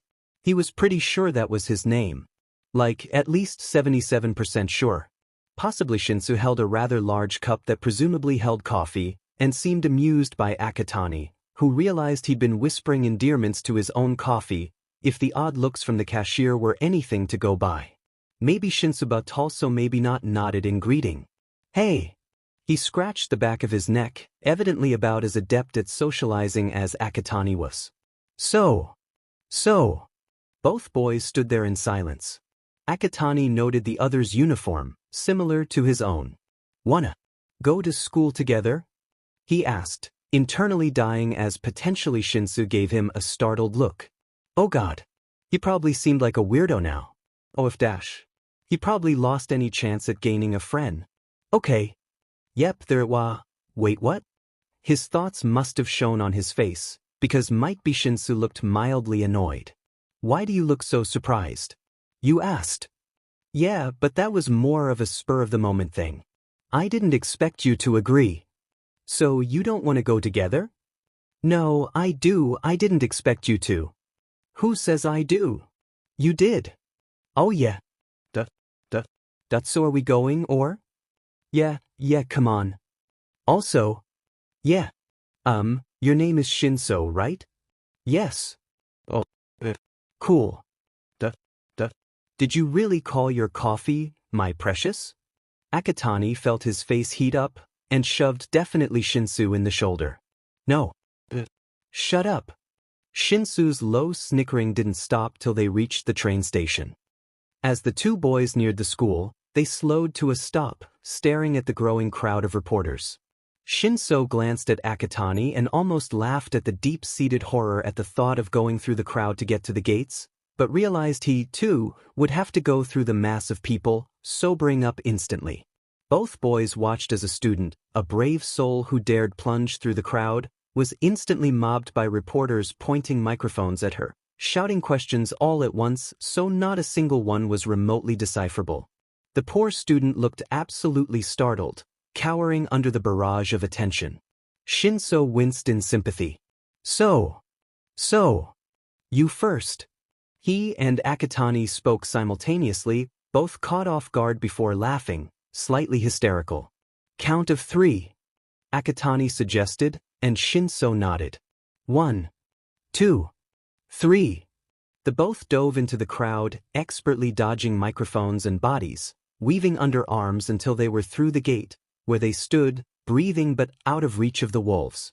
They shared a triumphant grin at the victory, reveling in the slight ridiculousness of pretending they'd accomplished some wondrous feat when they'd really just avoided a couple reporters. It was glorious. Akatani and Shinso parted ways once inside, Shinso heading to 1C and Akatani to 1. Briefly, Akatani wished Shinso had been put in 1A, the other boy admitted to wanting to be a hero, and he was a pretty cool guy as well, despite the teasing. Of course, wishing did nothing, but at least Shinso had a chance, should he place within the top 3 at the sports festival. Akatani personally wanted the grape-haired boy, Mineta, to be the one whose place Shinso took. He made the girls uncomfortable, which was very much not cool for a hero, or anyone really. Sighing, Akatani rested his head on his desk, cheeks smushed as he looked out the window. The light was making him sleepy, which was pretty contradictory, once he thought about it. He hadn't slept in a couple days, and despite the coffee, he felt himself dozing off as the room slowly filled, head cushioned on his arms now as sleep overtook him. Aizawa Shoyuda was annoyed. He'd arrived at UA, half dead from reading Toshinori's notes on the foundational heroics class he'd taught the day before and then going on patrol after, barely catching any rest in between, only to be faced with a horde of reporters who'd caught wind of All Might teaching at the school and were now hounding students in hopes of the latest scoop. He understood it was their job, but did they have to be so illogical about it? After telling them off, he'd arrived at 1A, ready to finally fall into a sleep coma and preferably never wake up. Oddly, the class was quiet, not making as much of a racket as they usually would. That, however, was explained by Uraraka gesturing to a sleeping Akatani with an apologetic look on her face. He would probably have told them off and woken the boy anyway if it hadn't been for the terrible bags under his eyes, almost worse than his own. Aizawa sighed. DMN problem children. Gesturing at the girl to sit down, he stood at the front and announced the day's task, mindful not to be too loud. Not that he ever really was, that was more Hisashi's thing, not his. Today you'll be electing your class representative. Whispers of shock at how normal a thing that was raced around the room, mindful of the sleeping boy. He continued, somewhat grateful not to have to deal with any loud shouts like he dreaded. I don't particularly care how you do it. Inform me who it is at the end of homeroom. With that, he finished zipping up his sleeping bag around him and flopped onto the floor, leaving the children to their task. Akatani woke abruptly. The switch between sleep and awake flipped in a second as he processed that no, he was not in his bed. He went utterly still, body exactly as it was when he was asleep, and listened as conversations and hushed. Voices and whisper shouts occurred around him. Frowning, he recognized a few voices as Uraraka, Ida and Yayuru, and opened his eyes, sitting up slowly. Nobody seemed to notice he was awake, which made him wonder why he'd been left asleep in the first place. Surely Aizawa-sensei would have woken him up. The man probably wouldn't tolerate sleeping in class. His eyes, miraculously, weren't in pain from sleeping with contacts in. Listening silently, he realized they were trying to figure out how to elect a class representative. He vaguely knew what those were. A position of responsibility and leadership. Dabi would say it was for goody two-shoes, but what did the job entail? He noted the lump on the floor that he knew was Aizawa, and pieced together that he'd probably told them to choose a class rep and went to sleep. It seemed like something he'd do. He blinked as he realized the class and Aizawa, and Ida, had all refrained from waking him up, and had time to wonder why, when Azui noticed he was awake. Hello, Akatani-kun, Karo. This brought the others' attention to him. Akatani-kun. You're awake. Uraraka was decidedly much too bright for this early in the morning. Cool. Now, do you have any ideas how to elect our class rep? Akatani blinked and tilted his head. What about a vote? He suggested, saying the first thing that came to mind. Excellent idea, Akatani-san. Everyone, write down the name of a classmate. Yayuru said, ripping out a page in her notebook to cut into mini ballots. Jiro, cheek resting on her hand, twirled an earphone jack. Won't everyone just vote for themselves? Yes, and that makes whoever gets more than one vote all the worthier. Ida announced, drawing nods of agreement from around the room. Akatani stared at his own slip of paper. He really didn't want to vote for himself. Attention, not a great plan, but that left the question of who to vote for. Surveying the room, his eyes landed on the perfect person, and he scrawled their name on his paper, turning it in at the box on Aizawa's desk. Yayuru and Ida were elected class representative and vice representative respectively, with 4 and 3 votes each. Akatani was shocked to see he actually had 2 votes himself, and vaguely wondered who in their right mind voted for him. As he glanced around the class, he noticed Uraraka and Shuji studiously avoiding his gaze, Uraraka whistling innocently. Those two. As the bell for homeroom rang and Cementos came in for their math lesson, he could only find it in himself to be glad he hadn't actually been elected. Dabi would have gotten a kick out of it, probably seizing the opportunity to call him a little nerd, emphasis on little. As Cementos went on about quadratic relations, Akatani felt a chill go down his spine, and instinctively looked out the window, seeing nothing but not actually losing the tension in his shoulders until halfway through English with present mic. It was as though someone had walked over his grave. His gut twisted unpleasantly.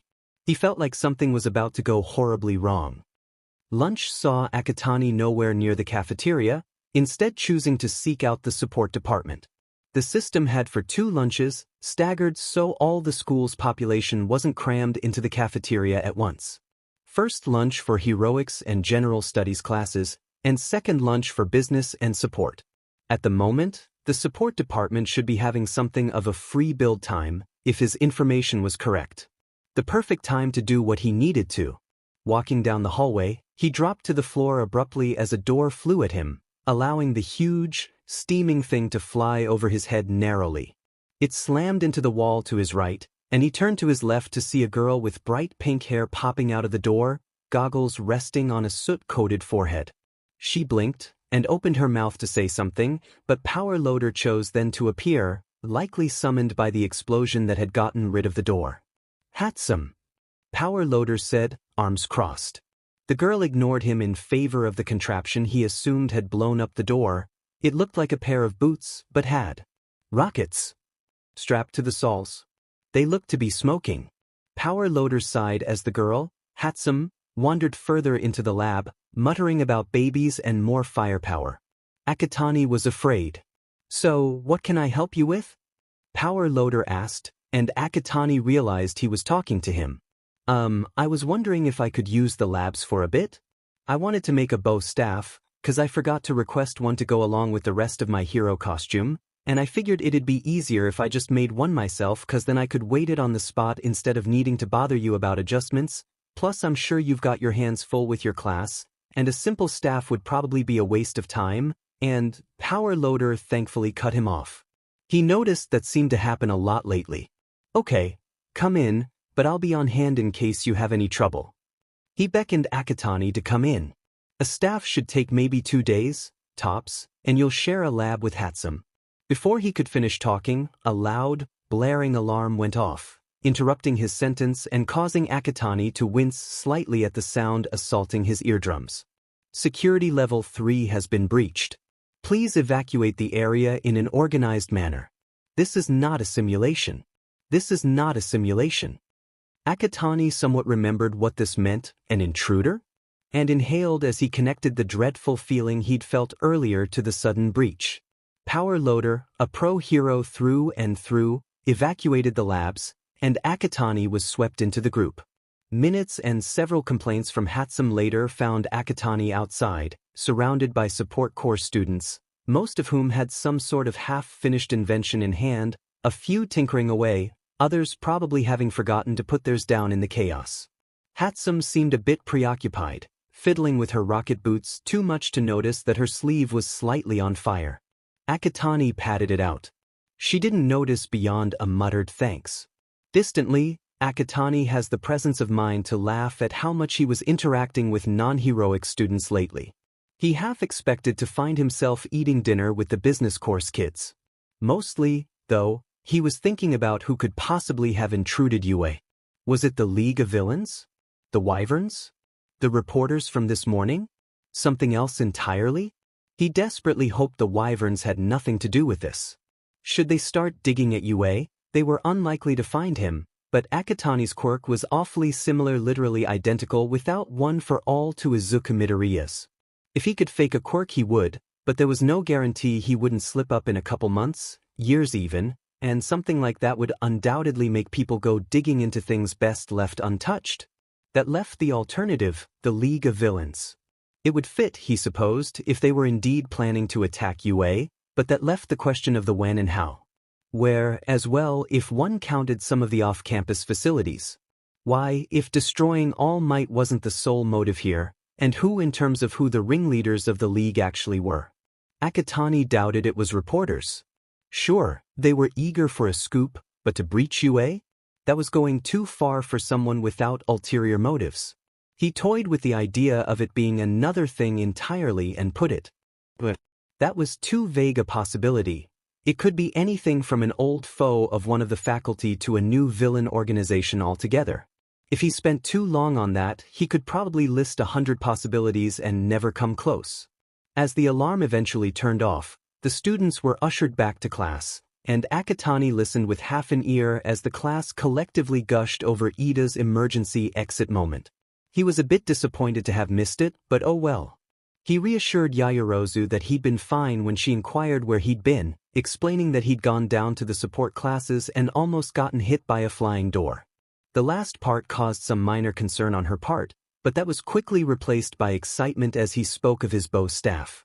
Apparently, Yayorozu also was proficient with a staff, though she could just make them herself. Akatani wondered what would happen if Yayorozu teamed up with the support course, and decided he'd leave that for another day. Heading home, he passed by the front gates and stared at the dust where the UA barrier once stood with a calculating look. It was as though the barrier had just disintegrated. He didn't remember anyone who had such a quirk from his time with the Wyverns, but that meant nothing. It had been 4 years. New members with unknown quirks were entirely within the realm of possibility. Looking at the dust, he turned on his heel and shadow-traveled home, ignoring the clench in his gut and the foreboding feeling that threatened to overcome him. Dabi, unfortunately, was not used to midget brats popping out of the shadows right beside him. Motherphew! Akatani interrupted him mid-curse. Language! Dabi, a hand to his chest, glared at him. Off, you spooky midget. Akatani sent him a flat look, amusement underneath. I live here. Dabi scoffed, deep-fried hand rubbing his chest absently. He moved out the bag he'd brought, with cold soba for 2. Akatani had been skipping meals. He could sense it. Ignoring the boy's mutter of, yes, mother, he carefully watched his face. He hadn't pointed it out to Akatani, but whenever something was bothering the boy he tended to bite his lip a lot, whether it was him suppressing his muttering habit or simply needing something to chew on. Dabi didn't know. What crawled up your butt and died? Not even a thank you? Heathen. Akatani snorted at his words around a mouthful of noodles, nearly spraying his own lap with partially chewed food. Dabi made a loud noise of disgust. Absolute mongrel. Uncultured swine. I am appalled. Truly. Akatani responded by flicking his chopsticks in his direction, splashing a bit of the soup that had clung to the utensils across Dabi's face. He glared and Akatani had the audacity to smile, looking almost as though he weren't a devil sent from hell to torment Dabi. Children. You have them, you raise them on your back, and what do? Dabi huffed dramatically, and Akatani choked on his soba with laughter. Coughing, Akatani manages to wheeze one word, tears in his eyes. Daddy. Now it's Dabi's turn to choke, gagging in utter disgust. You God no. Why would you put that image in my head? That's horrible, you know. Akatani's hysterical laughter had him red in the face, though that could have been from choking moments earlier. You dirty-minded little brat, who put your head in the gutter? You did, you extra crispy chicken nugget. Akatani's wheezed response came. Dabi threw a pillow at him, whacking him square in the face. As Akatani slowly composed himself, he picked up the partially eaten box of soba he'd put down earlier, slurping a mouthful of noodles. For a couple moments, the only sound was Akatani's quiet chewing, Dabi leaning back in his beanbag and closing his eyes. There was a break-in. Akatani's voice was soft, and Dabi felt himself involuntarily still at the words. He sat up a bit more, cracking his eyes open to look at Akatani, who was resolutely staring into his noodles as though they held the secrets of the universe in their flavorful depths. At UA? Akatani nodded. I think it might have been that new group, the one that was going to attack UA.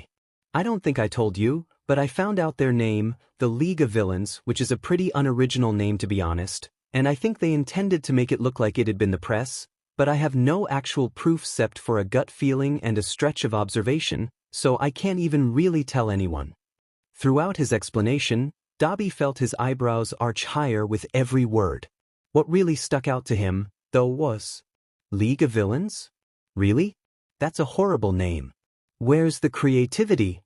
He huffed. Akatani perked up. I know, right? Anyway, the alternative is that it's them, which I really hope isn't the case, but it could also have actually been the press, which I doubt. The UA barrier was practically disintegrated, so... Hold on, the thing was disintegrated? Like, just effing dusted? Yeah. Only a heap of dust left. What an overpowered quirk. Dabi muttered. Anyway, I'll look into it. If it's some new group, they'll either brag or leave tracks, and something like this is bound to have info swirling round. Akatani shot him a grateful look. That'd be great. Dabi sniffed. Of course it would be, I'm great. This time, he got the pillow to his face. The announcement of a field trip caught Akatani completely off guard. USJ? As in, Universal Studios Japan. Kaminari asked. If Aizawa were a less dignified man, he'd probably facepalm, but he settled for a flat look. That might have just been his face, actually. The unforeseen simulation joint. You'll be starting rescue training today with myself, All Might, and one other pro supervising. The USJ is an off-campus facility, so we'll be taking a bus. Grab your hero costumes if you want them, gym clothes if not, or if they're damaged.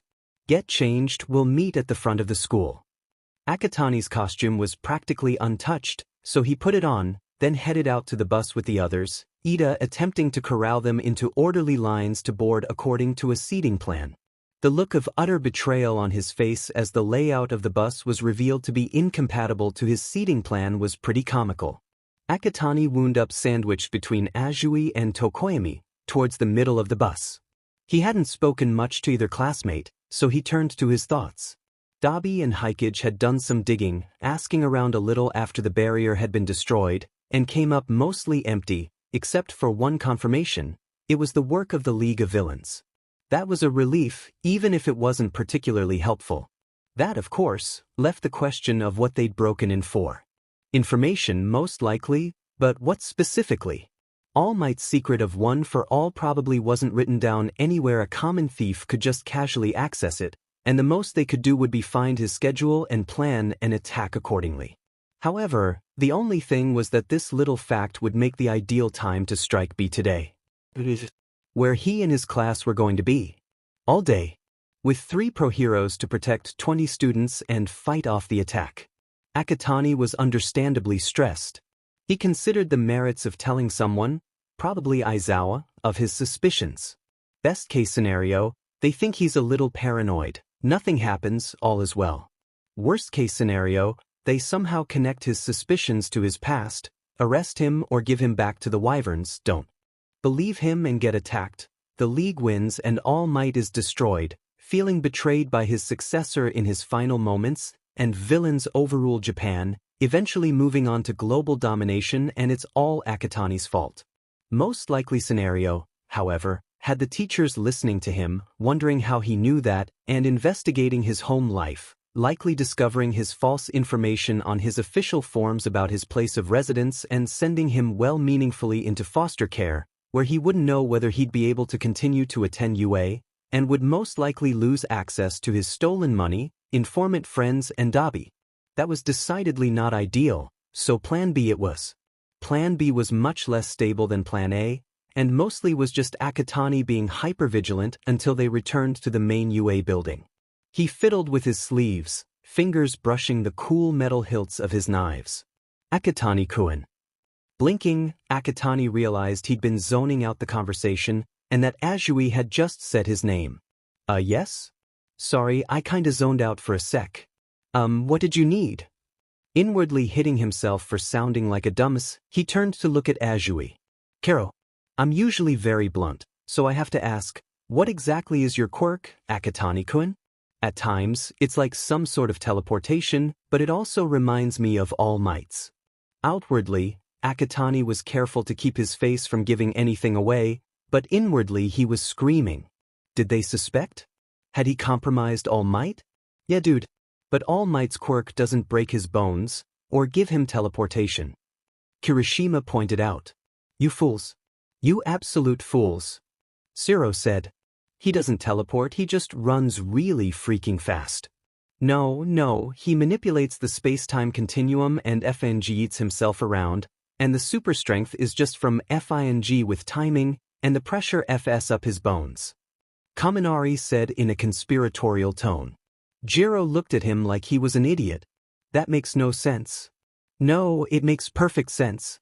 Time-space fuckery has to have some kind of repercussions if it's used unconventionally like that, so it breaks his bones. You're all idiots. He obviously has a dual quirk like Todoroki, part strength, part time control. Time control? That's way overpowered. Yeah, no sheet, so there's strong backlash. The backlash only really happens when he uses the super strength, though? It's a mutation. How the f does that make any sense? Listen. He had a mutation quirk, so he has really strong legs and runs super fast, and he can channel that to his arms, but he's got noodle arms, so they break. How would that even? Why don't you just ask him? At Uraraka's suggestion, they all quieted down and looked to Akatani. Luckily, the bus stopped just then, saving him from having to answer. "Welcome to the USJ," Aizawa said.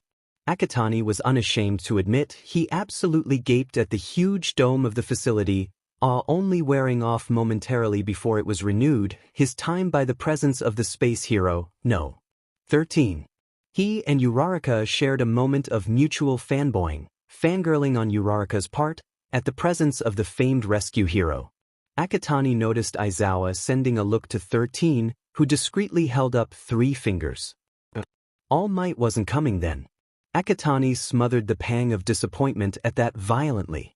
Now, their voice was tinny, likely because of the suit. "Before we begin, I have a point to mention. Or 2. Or 3. Or 4. My quirk is called Black Hole. No matter what material may get Seki into its vortex, I'm afraid it will turn into dust. I use this to remove wreckage and save people from disasters. However, it is also a power that can easily be used to kill people." The hero pauses. "And in that way, it is no different from the quirks of everyone else here." Akatani's fist clenched unconsciously. He knew Diemon well, all the ways he could use various quirks to kill people with varying degrees of suffering. It had been one of the first things he'd been taught. It was one of the lessons he hoped he'd never have to apply. In this lesson, we'll be studying how to use those quirks for the sake of human life. He blinked, and his fist unclenched as he looked at the hero. "Your quirks emphatically do not exist to hurt others. Please leave this exercise having fully understood that your quirks exist to help people." The class burst into enthusiastic applause. Ida moved almost to tears and clapped vigorously. Akatani, too, was clapping, but a sudden shiver went up his spine, and his hands faltered. Golden eyes darted around wildly, widening as they landed on the central plaza where a growing spot of black mist floated a few feet above the ground. "Aizawa-sensei." He grasped the man's sleeve, eyes not leaving the spot of the black mist. It was because of this that he witnessed as a hand poked out, followed by a head and a body, the mist expanding and portals multiplying to emit various people, who Akatani recognized vaguely as villains. He whispered as Aizawa shouted for the class to stay back and for 13 to evacuate them as he himself jumped down to the plaza, goggles on.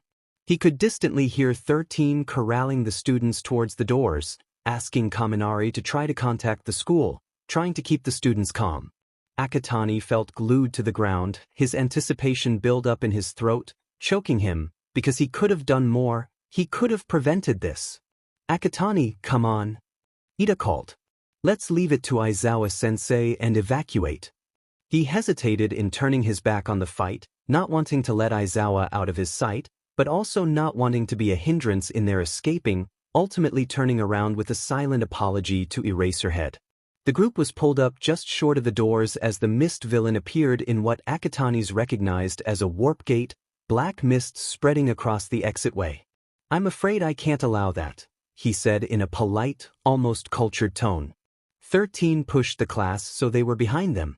Akatani noticed both Kirishima and Bakugo tensing and falling into ready positions and, not wanting to risk it, grabbed both of their arms, shaking his head when they looked at him in question Kirishima and irritation Bakugo.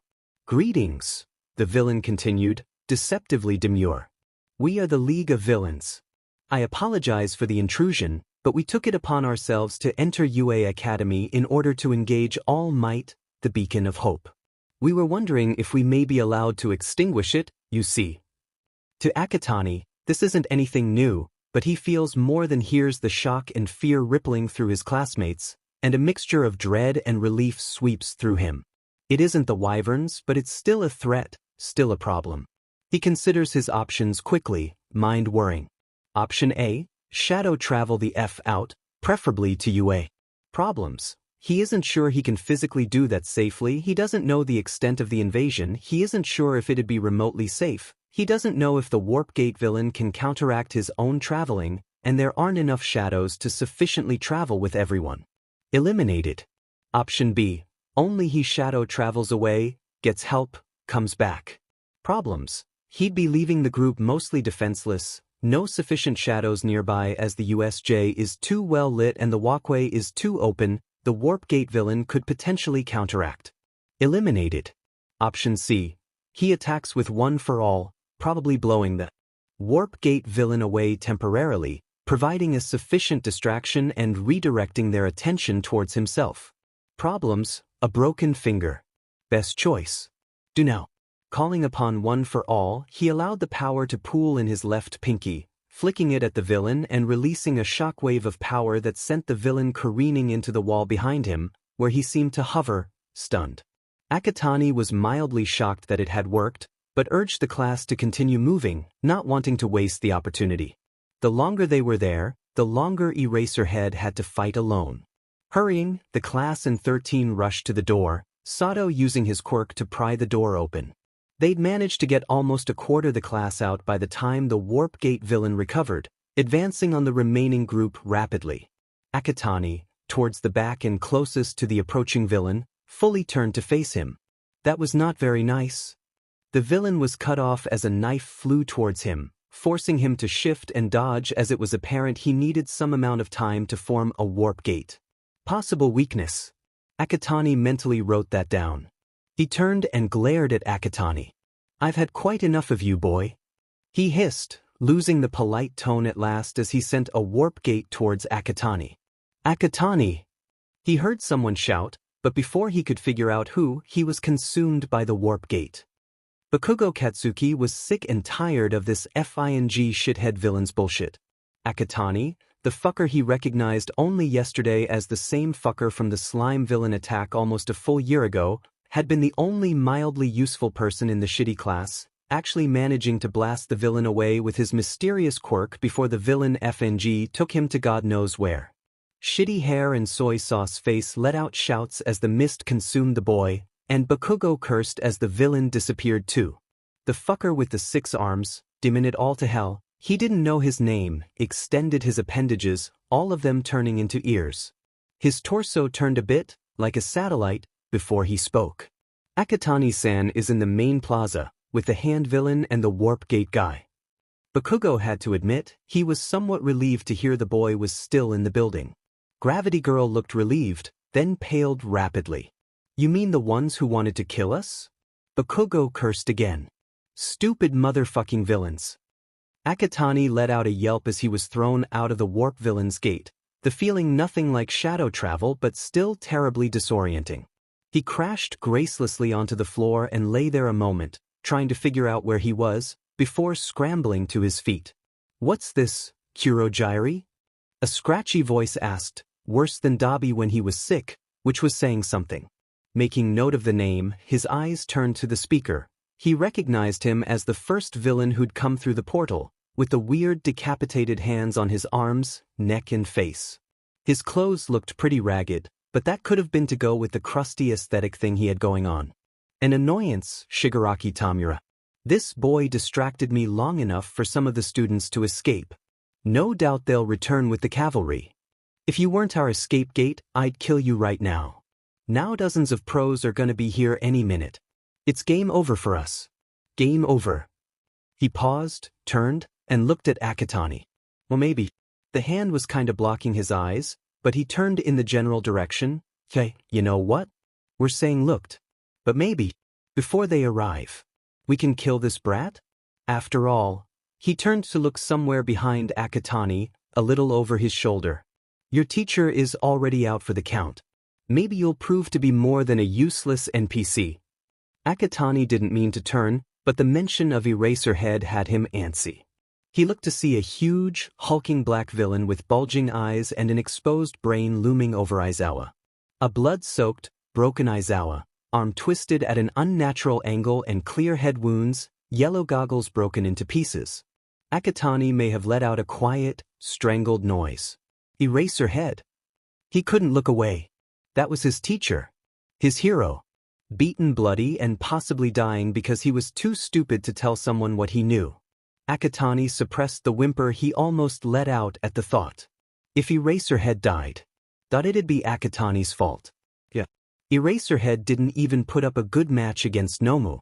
Maybe you'll last longer, this is getting too easy. Shigaraki is cut off as Akatani throws a knife at him, hitting his shoulder. The villain lets out a shout of pain, carefully grabbing his shoulder. Kurogiri moves to intervene, but Shigaraki waves him off. You want to play a game? Fine, let's play.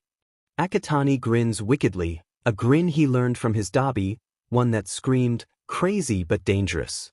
Shigaraki leaned back slightly, a small movement but a telling one, then snarled. You FNG brat. He hissed. Nomu. Let's play, shall we? Just you and me, Shigaraki. He tilts his head, dark hair falling over one eye and leaving the other to almost glow eerily in the light. Or are you not game? Shigaraki has been all for killing the brat. But oh, if he put it like that. He grinned, a wide thing that showed too many teeth beneath his hand. Let's play. After insisting on checking that everyone was all right, really, Akatani was the most injured, Aizawa not included. He'd been brought to Recovery Girl, who'd looked terribly blurry, probably the concussion's fault. She'd healed his concussion, bruised and broken ribs, shattered finger and fractured wrist, leaving only the more superficial bruises and scrapes, as by that point he had no energy left and promptly passed out. Now, he lay awake, the clock in the room revealing that it was almost 3 in the morning. Lightly, he touched the bandage on his cheek, just under his eye where Shigaraki had barely grazed him with his hand. He supposed they now knew who had the quirk that disintegrated the UA barrier. Let's play again. Sometime, Akatani shuddered and wrapped his good-better arm around himself. He decidedly did not want to play again. Somehow, he doubted what he wanted mattered much. The next day found him sleeping in until almost lunchtime, waking to find All Might at his bedside in a chair, worry on his gaunt face. Akatani smiled slightly and croaked out a ragged-sounding hey. The students had no school that day, to let them recover mentally from the attack. Then he shot upright in his bed, ignoring the screaming protests his bandaged and half-healed ribs gave to that treatment. He turned to his mentor. Aizawa? He asked, bracing for the worst. All Might had a brief look of confusion flit over his face, showing through his concern before being replaced by understanding and reassurance. He's all right. Well, not all right obviously, but he'll recover in time. Here, All Might offered his young successor a genuine smile. You saved him. You did good. Akatani bit his lip. I couldn't stop him from being injured, though. Akatani, my boy, All Might said. As a hero, you can't expect to prevent all damage. There will always be things that we could have done, but living in what we can do is much better. Learn from mistakes. Let yourself grow. He grimaced. That being said, I do owe you an apology. Akatani started at that. Apology? Yes. I am sorry that I came too late. That I wasn't there. I was reckless with my time and you had to pay the price. He bowed. Please forgive me. Don't bow, you don't need to apologize. The fact that you did come, in the end, that's enough. They both smiled at each other, and Akatani felt a rush of affection towards his mentor. Then the door slammed open and Recovery Girl came in, a whirlwind of stern looks and medical coats. Akatani, dear, how are you feeling? Akatani experimentally flexed his hand, feeling the stretch of his fingers. I think I'm fine. Good. She nodded, then slapped him lightly upside the head. You ever break your bones like that again and I'll let you heal the natural way. Yes, ma'am. And you? She wheeled on All Might, who cowered under the full force of her irritation. Why didn't you tell me Akatani was awake, I distinctly remember asking you to do just that. Well, All Might stammered. Oh, I think I hear Tsukachi calling me, gotta go now, bye. He ran, leaving Recovery Girl to glare at the spot he just vacated. She muttered something about top heroes and turned away, heading to a table off to the side to write out his medical report. Akatani blinked at the spot All Might once occupied, then at Recovery Girl's back. A buzzing noise came from his bedside table, which he just noticed. It turned out to be his phone, which he looked at blankly before realizing he'd kept it in his belt, and it had probably been taken out as his costume was taken to be repaired. He remembered taking some damage to his breed's leg. A moment of panic occurred at the thought of someone seeing his scars, But nobody had acted any differently, so he'd either lucked out and nobody saw, or they were all refraining from asking for some reason. He let out a breath and decided he'd deal with that hurdle when he got to it. Picking up his phone, he was greeted with various texts to one as group chat, a few texts from Dabi, and a single email for Hot Topic promotions, a nifty 20% off deal on all Miruko merch for the hero's debut anniversary. Opening the group chat, he was bombarded with texts from various members of the class, quite a few expressing concern over him and Aizawa, which he supposed made sense, but it was weird to have people worry over him. He didn't think he'd ever get used to it, but he was pretty sure normal kids were accustomed to such feelings, so he didn't mention it, instead sending a selfie with a peace sign up by his face and the caption, "I lived," and leaving the chat just as it blew up. Next, he texted Dabi, assuring him that yes, he was indeed alive, and no, he could not keep the warehouse, it was Akatani's warehouse, so F off bacon face. He also requested Dabi come pick him up, in disguise, later, as he needed a way home that the school would approve of, and he doubted that Shadow traveling home would scream, "Happy inconspicuous home life," like he wished it would. He made sure to request a normal disguise. God knows Dabi would show up dressed like a drag queen if given the chance. Not because he wanted to, no, just for the sheer amusement that came from watching Akatani fumble over his words to explain and line up Dabi's appearance with his made-up backstory. He could be a JRK like that. Just as he finished telling Dabi not to come in on fire, because in what world was that remotely normal? The door to Recovery Girl's office opened once more to reveal a man in a trench coat, a cat-headed police officer, and All Might in his deflated form. Akatani clicked off his phone to look at the three men curiously. He supposed they were there to get his statement on the event, as he had been one of the only conscious people to meet the leaders of the group. The trench coat man, Detective Tsukachi, as he introduced himself, confirmed that thought. "So, can you tell us what happened? Can you tell me what happened?" For a horrible moment, his voice overlapped with the voice in Akatani's memories, telling him to report. His nails bit into his palms as he reminded himself he was fine, he was safe, it was fine now. Taking in a breath, he unclenched his fists where they were hidden in the sterile white bed sheets, and looked up to meet the detective's eyes. "Where do you want me to start?" "The beginning is usually a good place," Tsukachi suggested. The day of the attack or before?" The cat-headed officer's ears kinda perked up and Tsukachi leaned forward in his chair, intent look on his face. "You knew about the attack beforehand?" "Not knew, per se, more like suspicions?" Akatani shrugged. Tsukachi didn't let up. "And you didn't tell anyone?" Somewhat annoyed with the constant doubt and growing suspicion, Akatani responded with a bit of ice in his voice. "Well, it was mostly based on gut feelings and unreliable information, so forgive me for not thinking it'd be taken very seriously." Mentally, he apologized for calling his sources unreliable. They were, but it didn't mean he liked saying it. Satisfied, the detective leaned back and motioned for him to continue. Suddenly nervous once more, he complied. "All right. So, a few days before the day of the press break-in, an old friend of mine who knows I'm going to UA called me, and mentioned some group called the League of Villains making big talk of attacking UA. He didn't lie completely, instead speaking the truth in halves. Something told him outright lying would be a bad idea right then. I didn't tell anyone because this sort of thing happens all the time in their part of town, people saying they can take down you, blah blah blah, the usual. But then the press attack happened. See, a few hours before I had a really bad feeling, and when the alarms went off I figured it couldn't really be the press and narrowed it down to the League. It could have been a coincidence, but I really doubted it, especially after seeing the barrier disintegrated. That didn't really come to anything until the day of the USJ trip. I kinda assumed they'd want to attack off campus, so I was pretty antsy when the trip was announced. We went inside and All Might wasn't there, Aizawa-sensei having said he'd meet us there. Here, All Might had the decency to look a bit abashed. Akatani continued. After 13 gave a little speech, I noticed a patch of mist and pointed it out to Aizawa-sensei. The villains appeared then, at least 30 common thugs and the 3 big bad guys. Aizawa-sensei told us to run and jump down to the central plaza. We tried to run but Kurogyri. Oh, Yeah, that's what the hand villain Shigaraki called the warp gate villain. But wait, I'll get to that in a moment.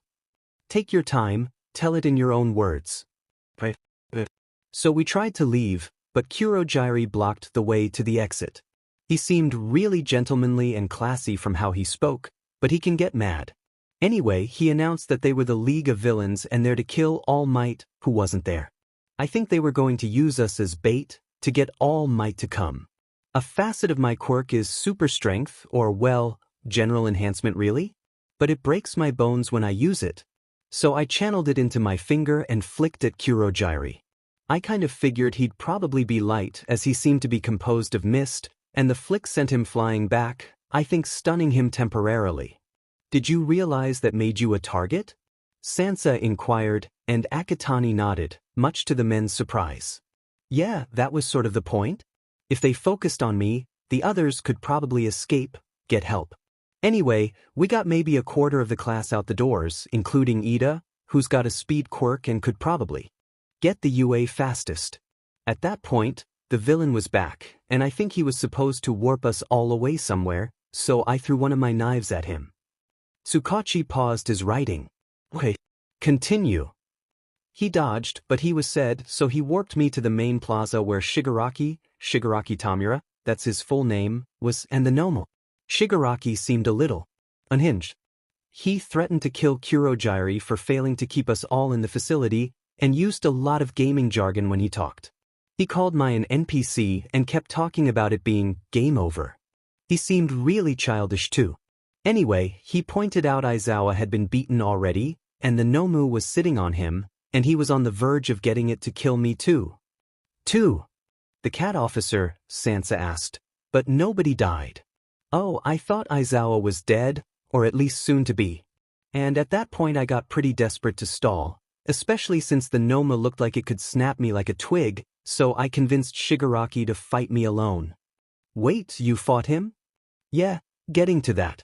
I figured 1-on-1 would be better to stall than 3-on-1, so I threw another knife at him, which is actually how I found out his quirk was 5-point disintegration.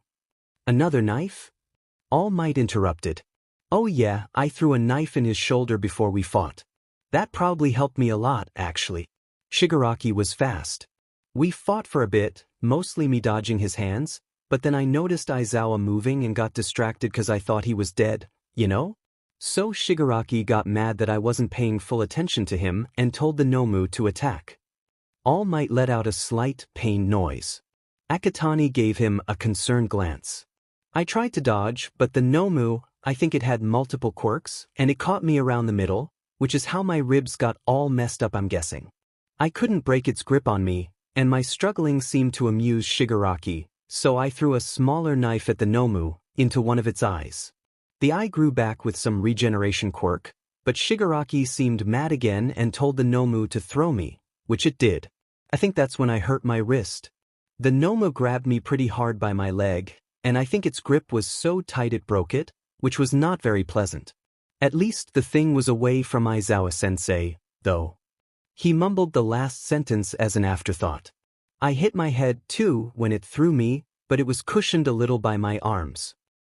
It gets a little fuzzy after that, but Shigaraki seemed like he was about to disintegrate my face a bit before I managed to kick him and trigger the release of the knives in my boots. Knives in your boots? Yeah, they're really good boots. Anyway, I think I grazed him, but he grazed me too. His fingers brushed the bandage on his cheek absently, and I realized I was in the Nomu's shadow. He paused to look at the detective. Do you know what my quirk is, or? Yes, no need to explain. Okay. So I basically used the Nomu's shadow to shadow travel myself into the shadow of the fountain nearby, which wasn't too big but I fit. Anyway, I accidentally took the Nomu's arm with me, and it got cut off, which was actually a good thing in hindsight. Shigaraki seemed pretty surprised, and at that point All Might arrived, which was pretty good timing cause I was done for by then. All Might beat the Nomu pretty quick, and before Shigaraki could do much more, the other pros arrived and he and Kurogyari had to go, but before they warped out, Shigaraki asked to play again, which was pretty creepy. He shuddered a bit at the thought. By then I think I passed out, but only for a second, and by then the heroes were rounding up the remaining villains, and you know the rest. The detective scribbled in his notepad a little more before closing it and nodding to him. Thank you. This will be an immense help in the investigation. Rest up, okay? You did good. Yes, sir.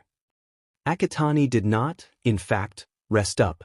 Once Recovery Girl gave him the okay to be walking around, he had Dabi thankfully not in a drag pick him up and bring him to the warehouse. Dabi insisted on Akatani getting some rest, but rest had such a loose definition. Dabi had put his foot down on active physical investigations, so he settled for what he did best, research.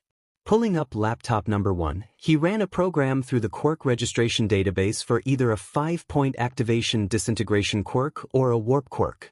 On laptop 2, he used the feed from his costumes camera to get a clear picture of both Shigaraki and Kurogiri, which he ran across multiple hacked CCTV cameras, newspapers and citizenship registry databases, both legal and illegal, with a notification set for every 75%, 85%, 95% and 100% match. Leaving both programs to run their course, he flopped back in his bed, holding his phone over his head while using his it to type out his analysis on Kurogiri and Shigaraki's quirks. His finger was still wrapped in a bandage, and his wrist was mostly healed but not nearly enough to write everything he wanted to, so notes app it was. Dabi had also hidden his new notebooks on top of the fridge, under the threat of setting his bed on fire if he made his injuries worse by writing, and came whining to Dabi to help. Akatani had crooned about Dabi caring, and Dabi had shot him the dirtiest glare from where he was making some okayu, to which Akatani batted his eyelashes madly, wiggling his eyebrows. It was totally worth having his socks stolen. The first day back in class after the USJ attack found Akatani at school stupidly early, enough so that even Ida hadn't arrived yet. Leaving his backpack under his desk, he limped to Recovery Girl's office to get his leg brace off. The pro hero sent him off a few minutes later free of his cast, with strict orders not to exert himself too much. Returning to the class, found what looked like a mummified Aizawa by the teacher's desk, both arms in slings and face covered in bandages, the only exception his eyes. Sensei? Are you supposed to be out of bed? The mummified man turned to face Akatani, and he had the distinct impression he was raising an eyebrow. I don't think you have much room to judge. His voice came out muffled from the bandages. Akatani opened and closed his mouth a few times before huffing in defeat. He didn't feel too bad, but he had bandages around his hand, ribs and leg, gauze on his face, and a few band-aids on some of the little cuts and scrapes he'd amassed. The concussion was the only fully healed thing at this point, as Recovery Girl had deemed it the most important priority to heal. Brain damage was very much not a good thing. He supposed he looked pretty bad, but Aizawa looked like he should have been incapable of moving. Thinking about their condition made his mind turn towards the cause of their injuries. The search through the quirk databases had proved useful in absolutely no way. Nobody registered within the past 70 or so years had a quirk like either Shigaraki or Kurogiri, and before that the systems were a messy place, reflective of the less prominent normality of quirks from back then. Akatani sincerely doubted either of them predated the quirk registry system, so more than likely they were part of the population that simply didn't register. The other program, to find anyone who matched their facial features, also proved to be mostly useless, as his costume's camera hadn't caught anything of Shigaraki without the hand on his face, making it hard for the facial recognition program to run its course. Kurogiri had been caught on camera a few times in wildly different parts of Japan, which was spectacularly useless, as the villain had a warp quirk. The only repeated appearances were near Kamino Ward and in a mountain range on the other side of Japan, but even those were few and far between. These guys were either smart enough to avoid cameras, or incredibly lucky. The internet had also provided no results, both to an internet search of the villains' names and the facial recognition program. Most definitely aliases of some sort, then. The citizenship registry database had no results, but he'd expected that, to be honest. He'd only added that in as a last-minute thing, not expecting much to come of it. He hadn't had the chance to check in as Hikage yet, but he doubted he'd get anything more than he already knew. The research had been somewhat pointless, but he had needed to do something. Akatani. Aizawa said, and he blinked, looking up. Yes. Aizawa regarded him and sighed. You know about the sports festival, right? Akatani was momentarily jarred by the sudden shift in topic and took a second to respond. Yeah.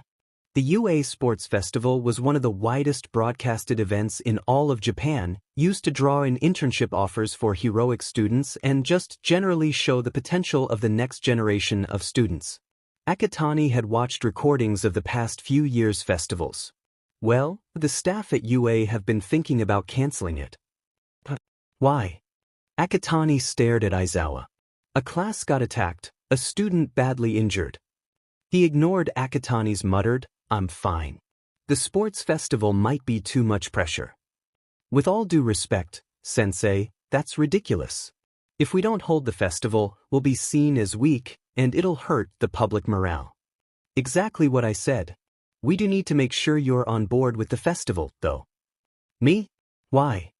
As the most heavily impacted student, your decision is important. That made sense. Oh. Well, I say we should hold it. Show the villains that we aren't going to be taken down so easily. That UA is strong. Good to know. Also, you might want to start preparing your speech. Akatani had turned to return to his seat, but at the last sentence he turned so fast he almost gave himself whiplash. Wait, what? What speech? Sensei? Akatani had the distinct feeling Aizawa was laughing at him on the inside. The wall of students blocking their way to lunch was a surprise. Shinso being part of the crowd was not. His declaration of war on Class 1A had been followed by various cries of agreement, and Akatani violently suppressed the urge to hit Bakugo for antagonizing the other classes. He did not want to be blown up, not even a little bit. All Might's words to him at lunch had Akatani conflicted, to say the least. I want you to tell the world, you are here.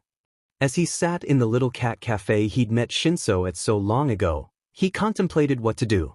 The logical thing would be to lose within the first 2 rounds, stay in the middle of the pack and avoid standing out, keep his head down. If he wanted to stay safe, he needed to stay anonymous for as long as possible, keep Akatani Mikumo from falling under too much scrutiny. As a hero, he could go underground, avoid the media and press as much as possible and let any memory of Izuku Midoriya die. However, he didn't want to do that. It seemed stupid and it seemed insignificant compared to the very real possibility of outing himself, but he really wanted to be able to go out and give it his all. It was what his mentor wanted him to do. It was what he wanted to do. If he couldn't live freely, why bother escaping? Why bother going to UA if he was only going to do it half-heartedly? But on the other hand, again, was it really worth risking his safety, just for a school festival? Then again, wasn't it horribly disrespectful of him not to give it his all when so many others would be? Wouldn't that be rude and cruel, to not only the others in 1A, but to all the classes who'd challenged them, to Shinso and that metalcore kid from 1B, and all the teachers aiding them towards success? He wanted to try his best along with everyone else. To not let All Might down. But was it worth the risk? If you stare at that coffee any harder you might actually succeed in setting it on fire. A voice drawled from across him. Akatani looked up to see Shinso's fluffy, gravity-defying purple hair as he slid into the booth across from him. So? What's got you all broody? Akatani bit his lip, eyes falling back to his coffee, the substance darker than his dyed hair. He couldn't exactly tell Shinso, not when Shinso had so much leaning on the sports festival, not when he didn't have an explanation that he could actually say to the boy. He had to make something else up, something that'd have him reasonably stressed. That I have to write a speech. Shinso coughed as his own drink went down the wrong pipe, and Akatani panicked, pounding his back and flailing a bit. After that traumatic ordeal, with many stares and several cats scared away, Shinso finally spoke. A speech? Whose idea was that? He didn't mean it in a rude way, it was just that, in the limited interactions with Akatani he'd had, most all of them had done absolutely nothing to flatter the boy's people skills. The mere concept of giving a speech was probably horrifying for Akatani. Akatani groaned at the reminder. It's tradition. First placed in the entrance exams has to give the opening speech for first years. Shinso raised an eyebrow. You placed first? Quite the big shot. Rather than brag, Akatani seemed to wilt. I didn't realize I had. He mumbled, and Shinso had to tilt his head at that. Did he not want to place first? He didn't realize he'd said the last word out loud until Akatani seemed to flush, face reddening slowly. I wasn't counting my points. And I didn't realize rescue points were apparently a thing that existed. Not his question, but it sure made for a whole lot more. Rescue points. A secret point system the practical exam has, for heroic actions. Shinso hummed, but internally face-bombed. Of course UA had a system like that. They were a heroic school. There was more to heroics than combat. How'd you get rescue points? He prodded slightly, curious and feeling particularly self-destructive. He wanted to know how close he'd been. Kinda saw a girl about to get crushed by the zero-pointer? And kicked it away? Akatani sounded extremely hesitant, but Shinso wasn't focused on that. No, he was too busy having an existential crisis over how in God's name this absolute wisp of a boy, this effing pint-sized child, had apparently been the one to punt a zero-pointer. He'd heard the tales, whispers of a boy who'd blasted one sky high, and he'd seen the monstrosities of robots, but Akatani? Little, doe-eyed Akatani who looked like a strong breeze could knock him over, who lived off of as much coffee as Shinso himself and had the social skills of a walnut. Had punted the FING zero-pointer? What the F? He whispered, and Akatani's face turned red as he buried his face in his hands. Can we, not talk about that?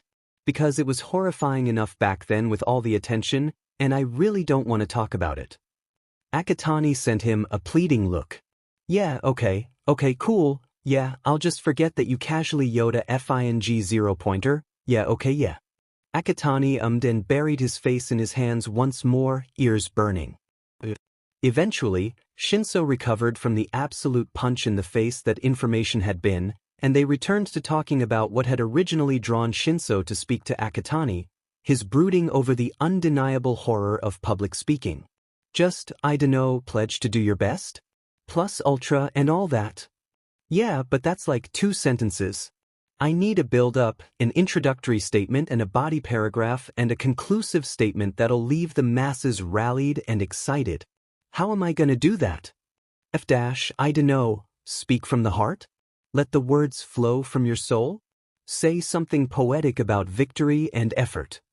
That's too reliant on me actually being a coherent speaker in front of the entirety of UA's first years. And their families. And our teachers. And the thousands of people watching because it's live television. Then, okay, dude, calm down. Just, write something generic and inspiring, add personal details, say plus ultra at the end, and you'll be good. Action. He let his head fall to the table with a dull thud. Shinso awkwardly patted his fluffy head consolingly. Okay, so generic being yourself doesn't work. That's cool. How about you emulate? Akatani looked up. Emulate? He echoed. Shinso, seeing some progress, nodded empathetically. Yeah. Just imagine what someone else, maybe an idol or a good role model type friend would say, and say that. That might actually work. Akatani murmured, lost in thought, and Shinso had to grin. Shinso, 1. Akatani's anxiety. Do what someone else would do. As Akatani lay in bed, he looked into the rafters above and pondered, wide awake. By that logic, there were 2 ways this could go. The Eraserhead route where he stayed under the radar, or the All Might route he sounded like he was talking about a freaking Otome game, oh God, where he did exactly as All Might said, showed the world that he was here. Instead, he'd compromise. He'd try his best, while also trying to hide his original quirk as much as possible.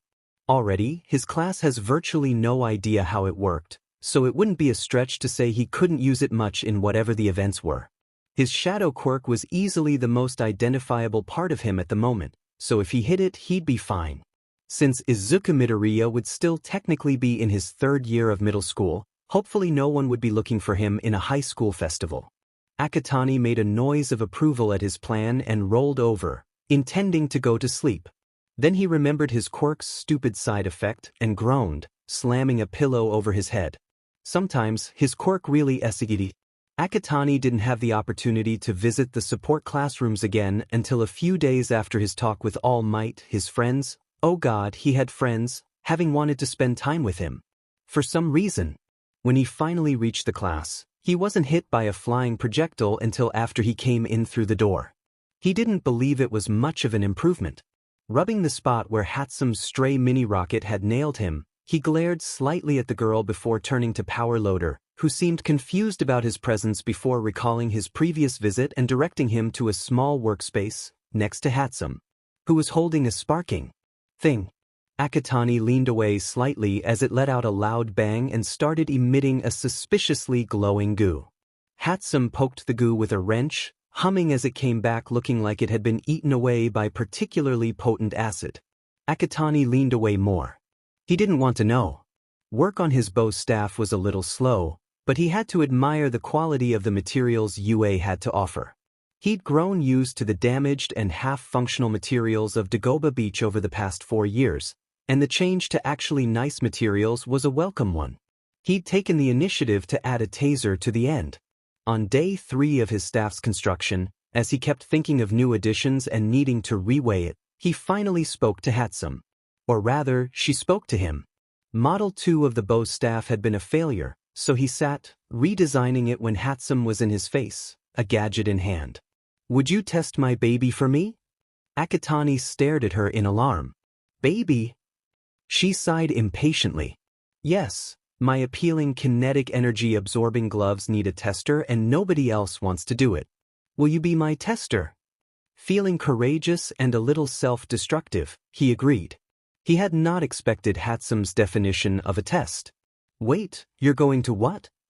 "Shoot my mini-rockets at you. You catch them. To test my babies." "Honestly, Goldie, we've been over this." She'd taken to calling him Goldie. Something about his eyes. He found it hypocritical as she also had gold eyes, but he didn't mention it. As he braced himself with his hands ready to catch mini-rockets, clad in thick purple gloves, Akatani could somewhat understand the other student's reluctance. He still did it though. Power Loader almost had a slide when he realized what they were doing and ushered Akatani away, something about not wanting Aizawa on his but for killing one of his students. Hatsume had gained a manic glint in her eye when he'd shown up later to continue the tests. He figured he might as well. It wasn't like it'd hurt to have a genius on his side. Plus, Hatsume wasn't actually too bad. Except for setting him in fire. Twice. The morning of the sports festival dawned with all of Class 1A in a room, waiting to be called to come out. Akatani sat, running through his half-made speech in an attempt at calming himself down. He was aiming for a strong, inspirational but somewhat forgettable, and chose to say some things imagined All Might would say. He also was going to throw in a plus ultra at the end of all else failed. Hopefully that would be enough. "Akatani." Looking up, Akatani blinked as he realized the room had quieted, all eyes on Todoroki, who was approaching him. Once the heterochromatic-eyed boy was within a few feet of him, he spoke. "Objectively speaking, I think I'm stronger than you by a margin, if only because my quirk doesn't rebound as much as yours. But even so, you've not only placed first in the entrance exam and faced off the leader of the villains at the USJ, but you've also got All Might's attention." Akatani kept his face carefully blank of any reactions other than mild curiosity, but internally he was losing his sheet at the last words Todoroki had spoken. He racked his brain for some way to deny or deflect his entirely true accusation and came up blank, but Todoroki continued on regardless. "I won't pry into that, but know this. I'm going to beat you." Akatani blinked again, one part relieved, but mostly in a state of, what the F just happened? Todoroki stared at him, eyes boring into his soul. He realized he probably should have replied by now. He opened his mouth to do just that, but, "Oi bsrd, don't go writing the rest of us off. I'm gonna win, got it shitheads?" Bakugo interjected in a growl. Akatani was bewildered at his inclusion in the last statement. He hadn't said anything, why was he being dragged into it? Before he could say anything, he was interrupted, again he might add, this time by Todoroki. "I have no interest in challenging you, but I will take you." Here, he shot a glance at Akatani, who at this point was still cycling through the 5 stages of grief. Both of you down if you get in my way. Don't go lumping me in with that a half and half. Bakugo growled. And you, Akatani, started as he realized he was being spoken to. I'm gonna beat you, got it? Akatani was about to reply, when Bakugo continued, interrupted him again, and honestly, why did he even bother at this point? He's mine, and wasn't that something to unpack? And I'll kick his butt and yours, you Canadian flag-looking beach. Todoroki opened his mouth to respond, but Akatani figured now was as good a time as any to cut the growing argument and the tension seeping into the room at the bud. As flattered as I am to know how eager you both are to kick my butt, I would like to argue that he looks more like a Polish flag, if anything. He kept his face calm and casual, but internally kicked himself for saying that, of all things. So much for his brain-to-mouth filter. It had been doing so well lately too. Looking at their faces, Akatani supposed they'd forgotten he could, in fact, talk. Shocker. However, the tense atmosphere was gone now, some of the class snickering at his choice of remark. He considered it a success. While I'm honored to know you see me with such high regard, I'd also like to point out I'm not the only competition. Everyone here will be trying their best. Akatani mentally congratulated himself for getting that out with a straight face. He literally wasn't planning to use half his power. He could hardly call that trying his best. Yeah. You bet we will. Uraraka agreed with an aura of determination, Kirishima, Ishido and a few others cheering along. Figuring he was already in this deep, so he might as well cement it, Akatani continued with a sharp grin. But he lets his eyes glint in the light, in a way he knows is unnerving, and looks at both Todoroki and Bakugo. I don't intend to lose. With that dramatic statement, he turned, leaving the class frozen behind him for a beat before they scramble after him, Akatani leading the class towards the arena. As they approached the entrance, Akatani breathed in, momentarily closing his eyes before they snapped open, determined and ready to face the world. The Heroics Class, 1A. At the call, they walked forward together, and Akatani bit the inside of his cheek to suppress a visible reaction at the sudden influx of noise from the audience. The crowd's shouts and cheers seemed to come from every angle, and the lights of the stadium were bright, so very bright Akatani doubted he could shadow travel if he tried. In that moment, with the cheering crowd and blinding lights and his class at his back, Akatani felt both elated and nauseous. He wanted to grin. He wanted to throw up. He could see the cameras going around, capturing their faces and the crowds, and he'd bet there were probably camera-equipped drones above the stadium. As the other classes were called out to a much less hyped reaction than what 1A had received, which, okay, ouch, that had to sting, he glanced around, spotting the announcer's booth across the stadium. Present Mike had been the one calling out each class, voice amplified throughout the arena. When the last class filed in, Midnight drew the crowd's attention to herself. All right, fair play, everyone. Midnight called as she cracked her WHP, and Akatani had a bit of a fanboy moment because she was so cool, holy sheet. Now, player representative, Akatani Mikumo of Class 1A. The other classes grumbled a bit about yet another call for attention to Class 1A, but his classmates grinned at him, giving enthusiastic back slaps and fist bumps as he walked towards the podium where Midnight stood. Akatani, for one, felt his stomach twist as he climbed up onto the podium, accepting the microphone handed to him and looking out into the crowd. Uraraka Ochako was concerned. Akatani looked paler than usual going on stage, and even now she could see how her friend's hands gripped the sleeves of his gym uniform shirt. She was a bit worried for the boy. He was awkward most of the time, and tended to ramble when he was nervous. When he'd told her, Ida and Yayuru about his speech, he'd looked more like he was talking about his own funeral. She understood that. Akatani, for all he was kind and brave, was also incredibly quiet and wilted under attention. She felt a pang of guilt go through her. Akatani, who'd saved her twice now from mortal peril, who she hadn't been able to help during the USJ. She looked at the scar he'd gotten, a small one just under his eye, and wished she could have done more, instead of just leaving him to fight the leader of the villains alone, to get injured when she could have helped somehow. She hated feeling so helpless, so useless. Uraraka watched as he accepted the offered microphone, taking in a breath before speaking. Everyone here has been a hero. The supporters and the friends, the pros and the sidekicks. Everyone here has made a mark, helped someone who needed it, even if they didn't realize. Even if it's just a smile, just a word, just the smallest thing to us. They've all been someone's hero, inspired someone to do their best. He took a deep breath. So today I pledge to do my best. For everyone here, for everyone not, for everyone who has needed a hero, been a hero, is a hero, I pledge to do my best. And I hope you all do too. Because we're next. Akatani left the stage to thunderous applause. He honestly had no idea what he'd said. He'd completely forgotten his planned speech the moment he'd looked into the crowd and said something, though it seemed to have done the trick pretty well, so he wasn't complaining.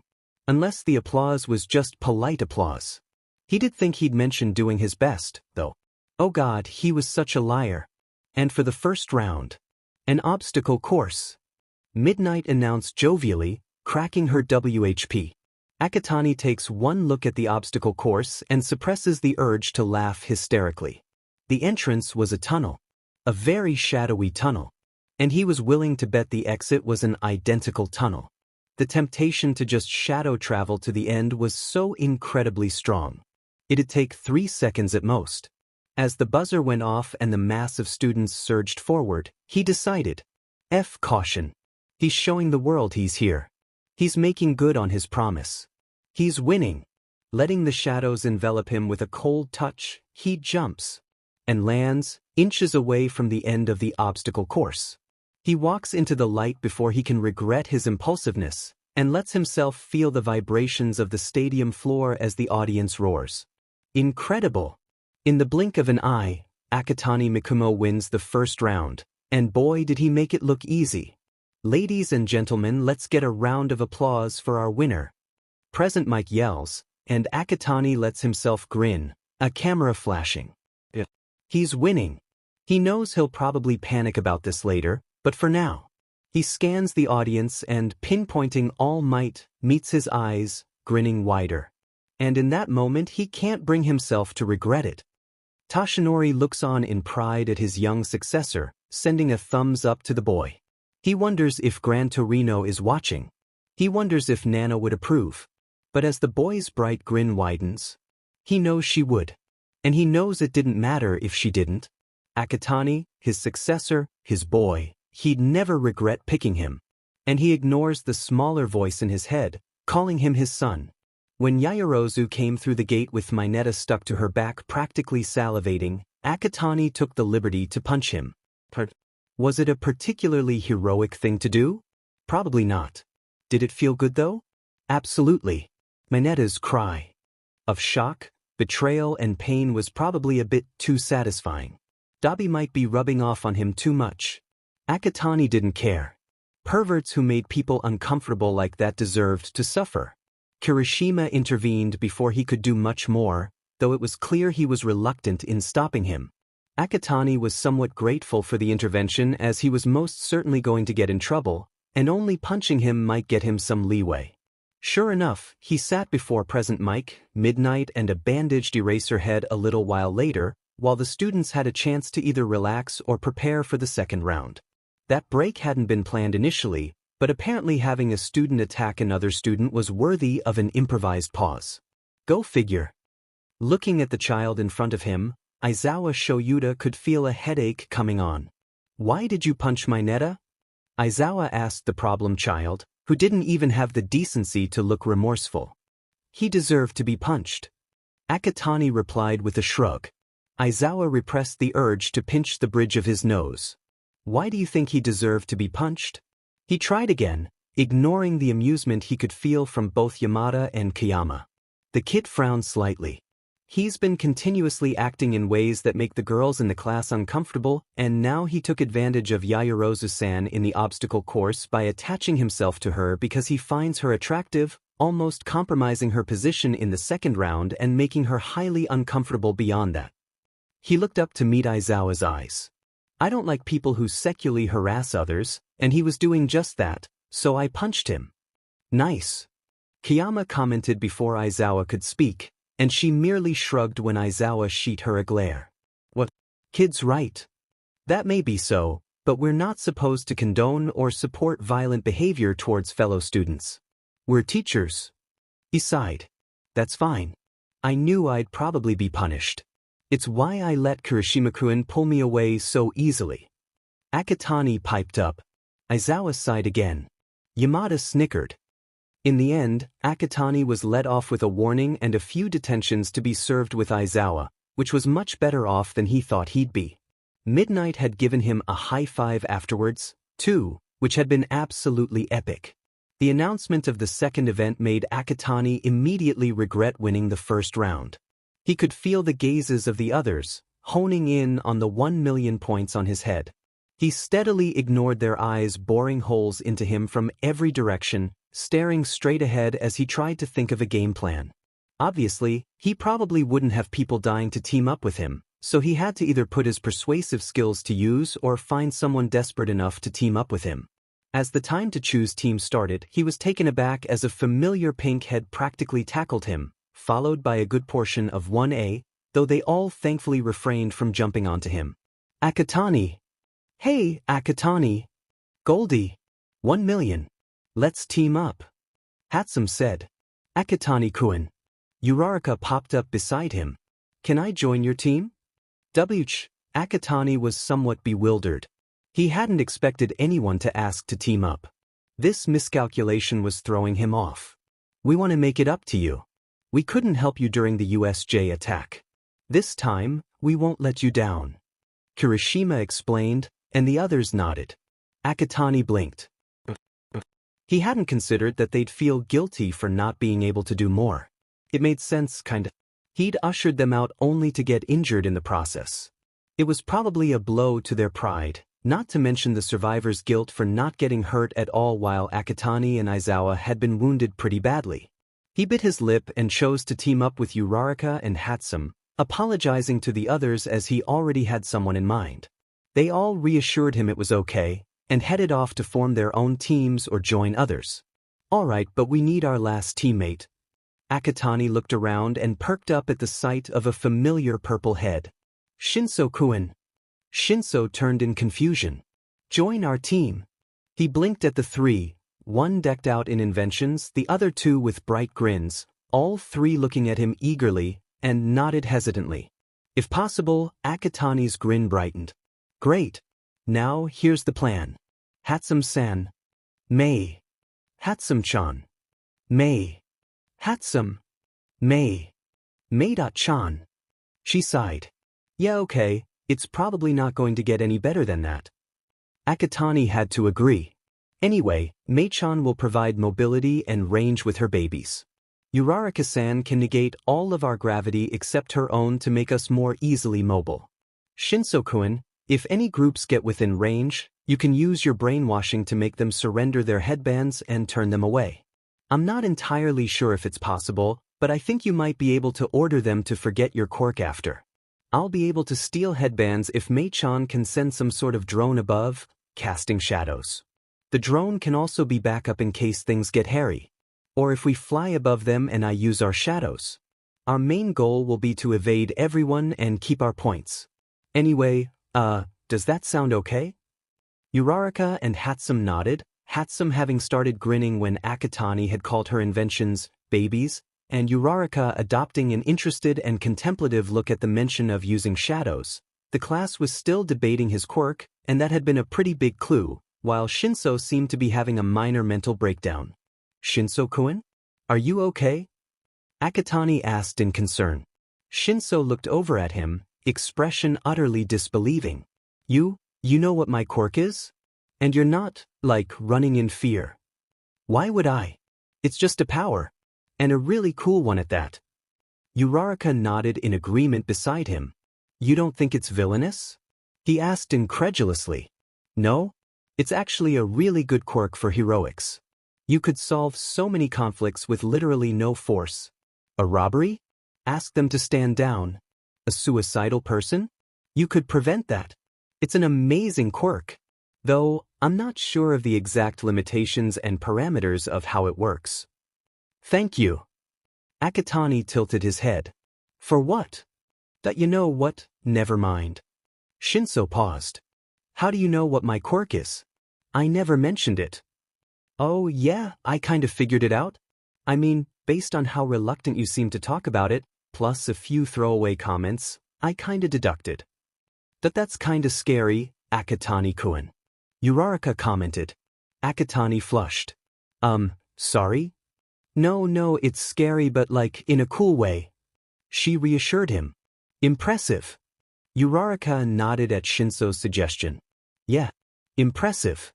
Anyway, who's gonna be the rider? Shinso mercifully changes the topic at Akatani's discomfort. Well, I was thinking Uraraka-san and Mei-chan could be the horses on either side for better mobility with Mei-chan's rocket boots and Uraraka-san's quirk. So it's me or Shinso as the rider. Shinso hummed.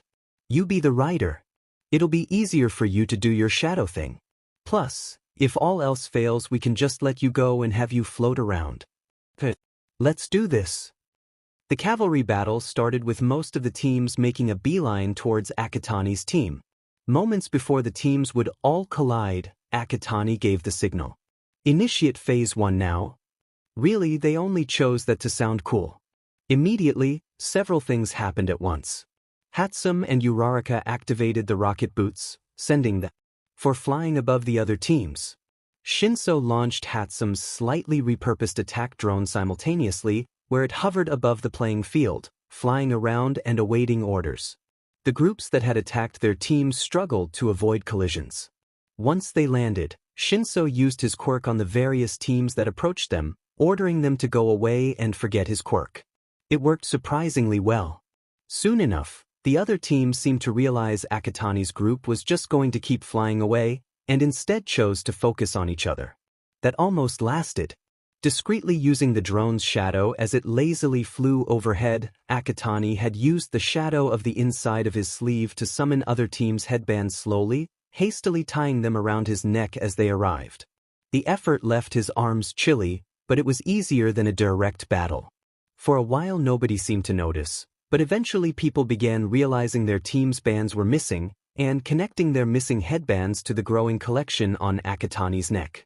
The constant careful interactions with the shadows had left Akatani stupidly tired and a little lightheaded, but he pushed it aside in favor of dodging a certain explosive blind as he launched himself at them, only to be reeled back at the last moment by Ciro's tape. Alrighty then, Akatani muttered, before speaking a bit louder to be heard by the rest of his team. Phase 2 guys. Hatsum, pressing a button, activated the attack function of the attack drone.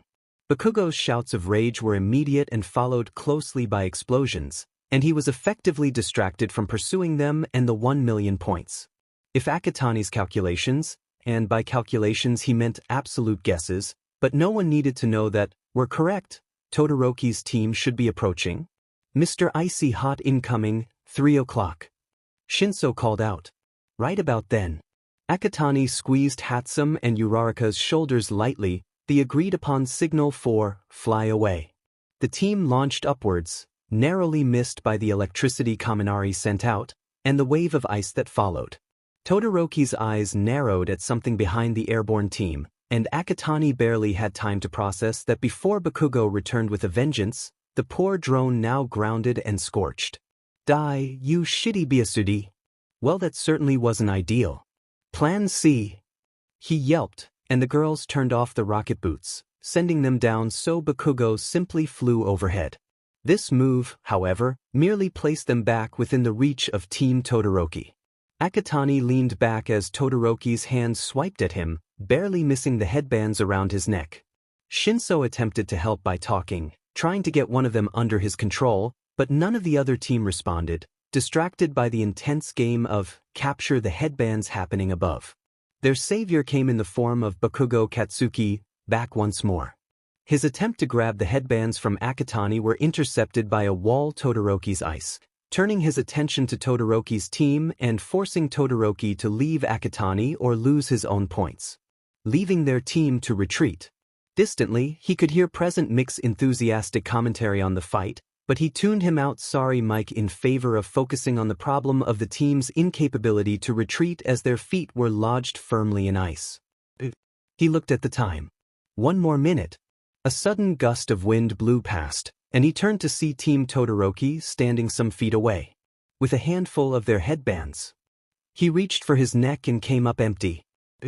Then he noticed the rather large shadow they were in from an ice fixture of some sort, and saw Ida's engine sputter, from what he put together as some sort of special move.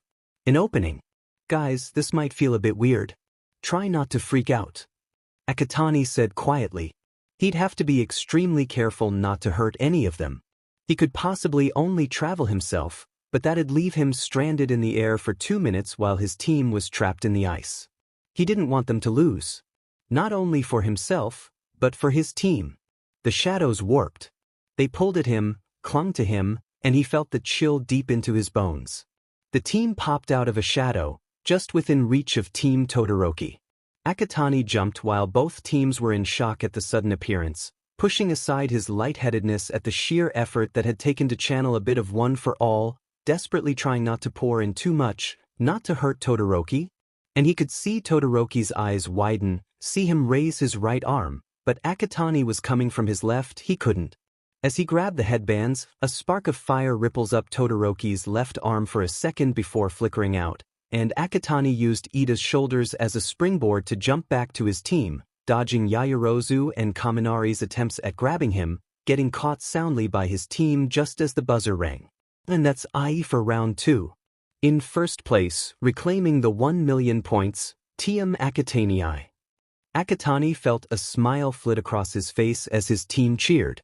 He listened as Bakugo, Todoroki and someone named Monoma were announced to have also moved on to the tournament round. Hey guys! Akatani said in a breathless voice. He could see black spots in his vision the longer he kept his eyes open. Yeah. Catch me! Akatani passed out to the shouts of alarm from his teammates. Waking up in the infirmary was not a pleasant experience. Akatani could attest to that. After a scolding from Recovery Girl and a handful of gummies, he was sent off to lunch where he was greeted by his friends. He still felt cold, his hands shaking slightly. He'd just gotten a tray of katsudon when his attention was redirected to a certain classmate. Akatani! Todoroki called. Can we talk privately? He titled his head in question but acquiesced, leaving his bowl at the table as he followed Todoroki out into a quiet corridor, smiling to reassure his friends' concerned looks as he left. As they stood, facing each other in the shadowed corridor, Akatani took the opportunity to study the other boy. His hair was split evenly down the middle, which seemed almost unrealistic because it was so perfectly split. One would expect at least some streaks of red in the white or white in the red, but no, perfectly divided down the middle. Briefly, he considered it extremely lucky it had been split left-right instead of front-back. That would look pretty weird. Plus, since his hair color seemed to directly correlate with his quirk, the implications of that kind of split were something. So lost in thought, he nearly jumped when Todoroki broke the silence. You made me break my oath. Sorry? Ignoring his question apology, Todoroki continued. Your power in those last moments. It felt so similar to what I've seen from All Might. Akatani froze, but then adopted a casually blank expression, painting a look of curiosity and confusion on his face. Internally, however, he was back to losing his sheet. How perceptive was Todoroki to realize? Todoroki lifted his head and looked Akatani in the eye. Are you All Might's illegitimate child or something? Akatani choked. Perceptive? What? Then he realized how utterly suspicious that was. Why would you? I mean, I certainly wish that were the case. That's so, no. And he did wish that were the case. Dearly. Maybe then he wouldn't be running. Maybe then he'd be safe. Todoroki gave him a suspicious look but didn't comment. Is that all? Akatani asked. Also, what's this about an oath? Todoroki looked at him for a moment before he responded. That moment when you came after me in the cavalry battle, I felt so overwhelmed that I broke. I made a promise to myself a long time ago that I'd never use his fire. My father is the pro-hero endeavor. My old man is ambitious, but he was never able to best All Might. He's determined to beat him though, one way or another. Akatani stilled. Have you ever heard of quirk marriages? They were popular back at the dawn of quirks and were clearly unethical, but that didn't stop my old man. He's got plenty of money to throw at his problems and paid off my mother's family so he could get his hands on her quirk. From the moment I was born, he's seen me as a tool to usurp all might. Akatani felt like hitting himself. He'd heard Dabi's story. He knew this. And he hadn't connected the FING dots. Hadn't realized Dabi's, F-Tia's, youngest brother was in his class. In every memory I have of my mother, she's crying. She called my left side unbearable before throwing boiling water on my face. The reason I aim to beat you is as a personal triumph. I won't use my father's quirk. I'm going to show him that I reject his power and I can take first place without using it. Todoroki said with finality. Akatani had no idea how to respond to that. But he didn't have to, because Todoroki seemed to be done with his piece and left, leaving Akatani standing alone in the corridor staring at the spot he'd just vacated. Waiting room number 1 was aggressively bland-looking. Akatani stared at the gray walls and lack of decor as he waited for the first match to start, inwardly hating the monotonous gray of the walls, table and chairs. The minimalist aesthetic was strong here. The most colorful things in the room were the dark blue paneling near the ceiling and himself, clad in the standard blue, white and red UA gym uniform. He mentally likened it to a prison cell, with the lack of any flavor or personality. Then again, maybe that's what they were going for. Maybe Dabi's sense of interior design, which consisted of cheap, worn-out and unmatched furniture only, had rubbed off on him too. He wondered what the arena was used for outside of the sports festival. Most likely nothing, considering how utterly rich UA was. In comparison to the vast, city-sized training grounds they had, a single arena was hardly anything. If he strained his ears he could make out the buzz of the audience, not currently too loud as there was nothing to really cheer for.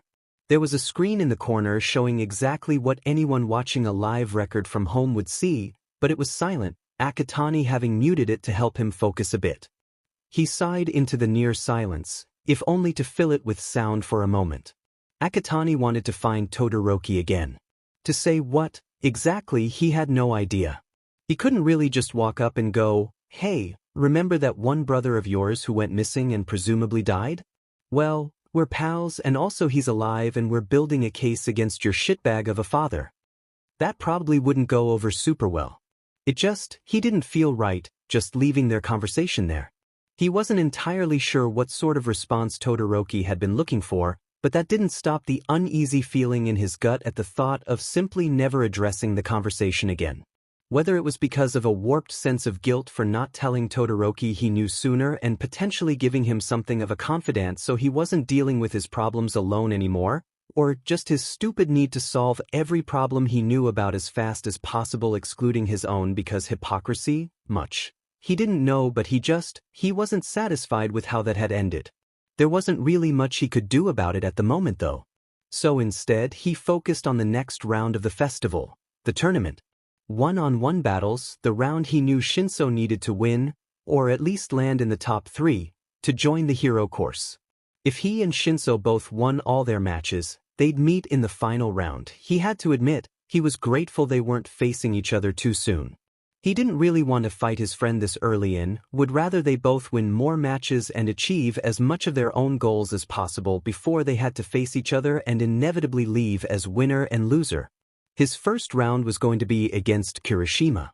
Akatani didn't know him too well, but Kirishima seemed pretty nice of a person overall. He was a bit loud and excitable at times, but he at least knew when to tone it down. He also seemed to be working on befriending Bakugo, which was admirable considering the other boy's absolute denial of any sort of friendship. More importantly though, Kirishima was strong.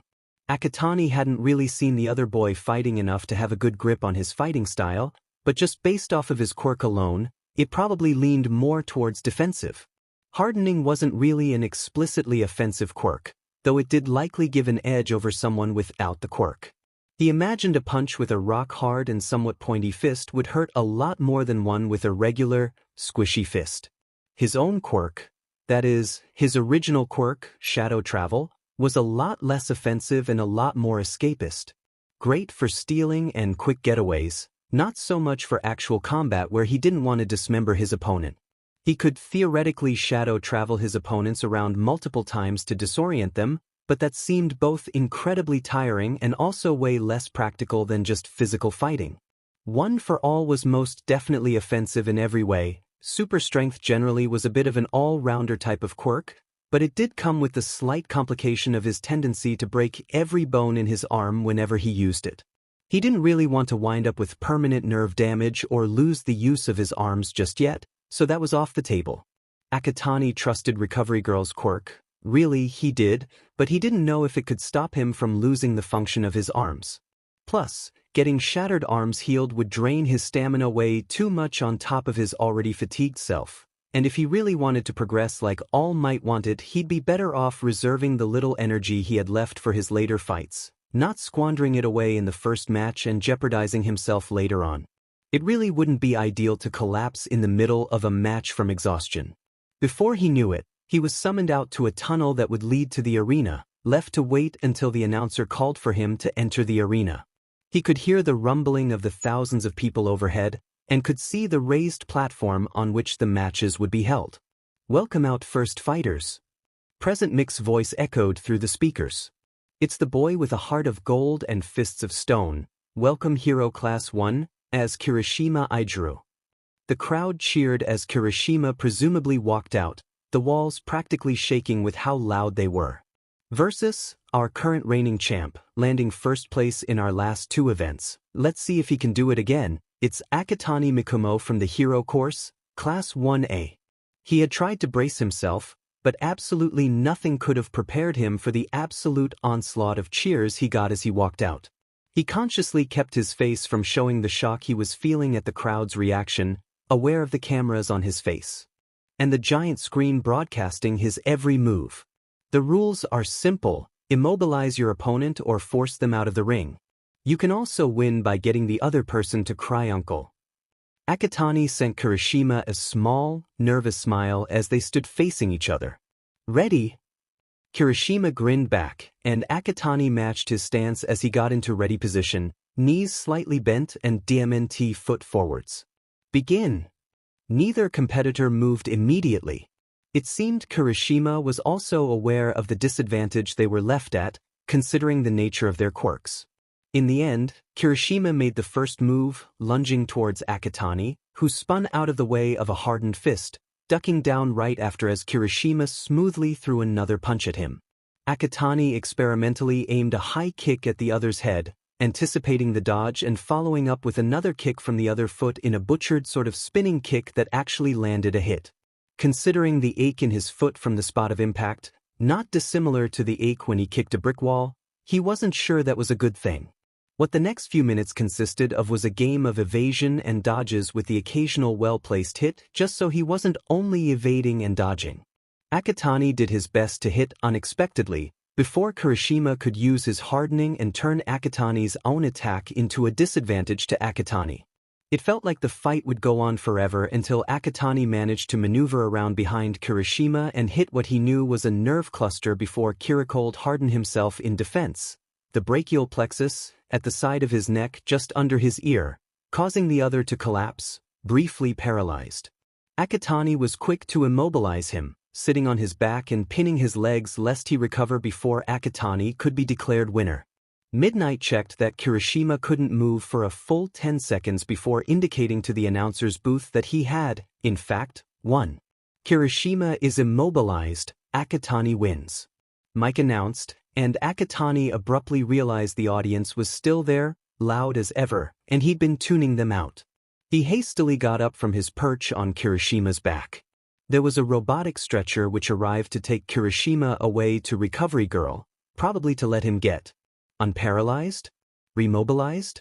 As he left the arena, the ache in his hands and limbs reminded him of his own injuries, mostly because punching a hardened Kirishima was like slamming one's hand into concrete, ill-advised and bound to be regretted. It wasn't too serious though, so he opted to head up to one as observation room instead of bothering Recovery Girl with something as minor as split knuckles and bruised knees. Accepting the congratulations with only a bit of embarrassment at the attention and praise, Akatani took a seat with empty seats on each side as the next match proceeded, Todoroki versus Shiro. Present Mike introduced them with just as much grandeur as before, Aizawa interjecting every once in a blue moon. The sight of Todoroki reminded him once more of the weird feeling of both wanting to do or say something without knowing what he was supposed to or even allowed to say. He scrunched up his nose slightly as the feelings and thoughts came back, and pulled out his phone to bother Dobby as a distraction. Runaways Only Club. Bacon Man. What? Bored. Entertain me. Bacon Man. TF, I thought it was something important. You should. This is important. I'm bored, and as the only person I know, you're now legally required to entertain me. Bacon Man. Go eat a cheese grater, brat. I'm lactose intolerant. Bacon Man. I said a cheese grater, not cheese, dumbass. Wouldn't the cheese grater have cheese on it? Bacon Man. No? Why the if? BC. If it didn't, it'd be a regular grater, not a cheese grater. You specifically said cheese grater. Bacon Man. JFC just goes solvitate over quirks or something. Oh, good plan. See, I knew I could count on you. Bacon Man. W. Free. Bacon Man. EW. Okay, thanks, bye. Akatani looked up from his phone only to promptly have to dodge as a glacier nearly sheared off his ear. He stared at the giant chunk of ice centimeters from his face. Alrighty then. Looking down into the arena, he could see Todoroki's lonely form melting the ice Shiro was encased in. He could hear the crowd's placations to Shiro of it being fine, but he was more focused on Todoroki. He just looked so incredibly sad. Akatani physically felt the need to give him, like, a hug. That probably wouldn't go over very well though. The next match was a Shido against a guy named Monoma. Akatani thought his quirk might have to do with copying. He could vaguely recall him from the cavalry battle, seeing him from the corner of his vision a few times, each time with a wildly different quirk. At first it seemed like an even match, Monoma using a quirk that enlarged his hands and another that turned his limbs into drills, and a Shido holding her own pretty well, but once the 5-minute mark passed, Monoma seemed to focus his tactics more on evasion and maneuvering around a Shido, as opposed to outright attacks. No quirk usage to be seen. With that, it was much less difficult for a Shido to get him out of the ring, leaving her the winner of that match. There was a brief break as Cementos repaired the floor of the ring from the acid damage it had taken during the match, and then the next match proceeded, Yairozu against Kendo from 1B. Akatani watched attentively as his friend walked into the ring, facing the other girl. As the match started, Yairozu seemed to emit some kind of gas from her skin, not too dissimilar to that of Midnight's quirk, the gas quickly reaching her opponent, who swayed upon inhalation, collapsing not too soon after. Akatani remembered discussing the possibility of Momo using her quirk like that, but they'd never actually gotten to see whether it was, in fact, possible. So far the matches had been split between extremely quick wins and more drawn-out battles, but he was pretty sure he knew how the next match would go down. As Shinso and Juzu met in the middle of the ring, Akatani could make out Shinso saying something just before Present Mike screamed for them to begin. He watched as Juzu replied, "Not a great move, but it wasn't like he could have known," and stilled in the familiar hold of Shinso's quirk. Akatani had gone under Shinso's control before, curiosity and a most likely damaging sense of awe for cool quirks, which was honestly all quirks, and he knew that Juzu's mind must have been filled with fog and a bewildering sense of peace. He theorized that the peaceful feeling was to make those under Shinso's control a bit less resistant to any suggestions he made. It was an interesting feeling, and he was sure it'd be great for calming people down in a hurry. Hey, Present Mike called out, "What's going on here?" The fight has just begun, but Hananuki Juzu is completely frozen. And what's with that look on his face? Could this be a quirk at work? This is a perfect example of why the entrance exam isn't rational. Aizawa spoke up. Akatani perked you at his homeroom teacher's monotone voice. Shinso failed the practical exam to get into the hero course. Since he also applied for general studies, he probably figured that would happen. Akatani watched raptly as the heroic student spun on his heel, walking straight towards the boundary line. What? Huh? Present Mike exclaimed melodramatically. What's this? Juzu is obeying him. He'd personally never seen what someone else looked like when they were being controlled. Akatani sincerely hoped he didn't have the same dumbstruck sort of blank look on his face, but he doubted it. Hitoshi Shinso, his quirk, brainwashing. When his opponent answers a question, it flips a switch in their mind, forcing them to do whatever he says. Not every question does it though, he only brainwashes when he wants to. Akatani froze. And Juzus walked right out of the ring. Akatani listened with half an ear as Present Mike announced Shinso the winner, more worried about his previous statements. He'd given away Shinso's quirk. His quirk that, while powerful, was not nearly as effective once his opponents knew how it worked. He skimmed the bracket and felt his stomach drop to his toes. Shinso would be fighting Ida next, if Mei-chan did what he thought she would and let him win by forfeit after advertising her babies. Ida, who was observing the match just as much as he'd been, and who most definitely heard Aizawa and mix words on Shinso's quirk. Ida, who was built much more muscular than Shinso, who, while tall as hell, had all the gangle and limbs of a baby giraffe. He didn't mean it in any offensive way, but Shinso was going to get his butt kicked. That didn't speak great odds for his chances of advancing past round 2. Unless he could somehow rile Ida up enough to get him talking, but Akatani had no idea how he'd go about that before Ida just used his speed to push him out of bounds or immobilize him. He worried his lip as he thought about his friend's next match, zoning out for Ida's fight with Mei-chan, only coming back to earth as Uraraka stood, looking a bit queasy. He realized fast why she looked so anxious. Her first match would be against none other than Bakugo. Bakugo, for all his temper and explosive personality would suggest, was honestly probably one of the most skilled and sharp members of 1A. It just didn't seem that way because he chose screaming and aggression over the more traditionally tame behaviors of top students Ida Yamamoto. It was easy to forget he was one of the best when he called half the class extras and the other half increasingly insulting and absurd nicknames. Akatani watched with narrowed golden eyes as the match started, Bakugo evading Uraraka's attempts at getting him with her quirk and aiming explosions at the girl. The fight was honestly painful to watch, but he refused to look away. Uraraka simply refused to give up, and he could admire that determination if not applaud it.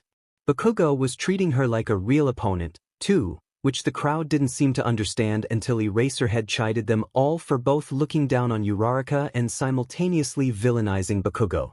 It was at that moment that Uraraka showed the ace hidden up her sleeve, dropping the ton of rubble she'd slowly and subtly accumulated in the air onto Bakugo. Akatani's jaw almost dropped as Bakugo managed to blow it up in an explosion that sent a wave of heat over his face. There was no way that didn't hurt like a beach. He had to admit, he'd been somewhat unsurprised when Bakugo won. Disappointed, a little, considering how hard Uraraka tried, but it wasn't really a shock that Bakugo won. He was just really good. He found Uraraka in one of the rooms off to the side as Kaminari went against a girl from 1B named Shiozaki. The girl had a bit of gauze on her cheek and some bandages on her arms, but seemed otherwise fine physically. It wasn't really that she was worried about anyways, but rather her emotional state. Hi. His voice sounded hesitant, even to his own ears. Uraraka looked up, and a smile came across her face, but her eyes looked seconds from crying. Oh hey, Akatani-kun. Her voice sounded so incredibly worn out and fragile, even though his friend was anything but. Akatani would be the first to admit that he absolutely SCD at the whole feelings thing. However, he also SCD at the whole minding your own business thing, so instead of making a tactical retreat like every bone on his body told him he needed to, he sat beside her and pulled her into a stiff hug, softly patting her head like Dobby did to him. You did so well. He spoke with full honesty, because he was pretty sure she didn't need any insincere platitudes. He hesitated before saying his next words a bit, not sure if they were, in fact, friends mutually but also desperately needing something more to say. I'm proud to call you my friend. Akatani startled a bit as Uraraka's body shook once, twice, before he realized belatedly that she was crying and proceeded to panic. "Oh no, did I say something wrong? I'm sorry. I was supposed to comfort you but now you're crying. Oh God, I'm so sorry. Please stop crying." I'm not sure what to do in this situation. Do you need a tissue? Wait, why are you laughing now? Uraraka-san? Are you okay? You're kind of freaking me out. He rambled in a hassle as the girl went from sobbing to tearfully laughing at his suffering. Gradually, she calmed down, no longer laughing but also no longer crying, and the two simply sat in silence together as present mix commentary echoed through the walls. Eventually, Uraraka spoke up, voice cracked a bit but no longer dejected. USCK at this whole comforting thing. Akatani would have taken offense if it weren't true. He said as much to his friend, who laughed. Her phone ringing took both teens by surprise, and she picked it up to see it was her parents calling. Akatani took the chance to slip away with a wave goodbye as she picked up, closing the door behind him softly. He turned to walk away only to nearly run into a flaming chest inches from his face. He froze for a fraction of a second before slowly looking up as the chest gave way to a neck, which area remains to a face, one incredibly familiar despite him having never met the man before. Endeavor and Akatani Mikumo stared at one another in the relatively quiet of the corridor. Endeavor smelled like a campfire and not in a fun way. He also was flaming in multiple places indoors, which was probably a safety hazard. He was also staring down at Akatani. Not for the first time, and certainly not for the last, he cursed his height. "You." Endeavor spoke. "Me."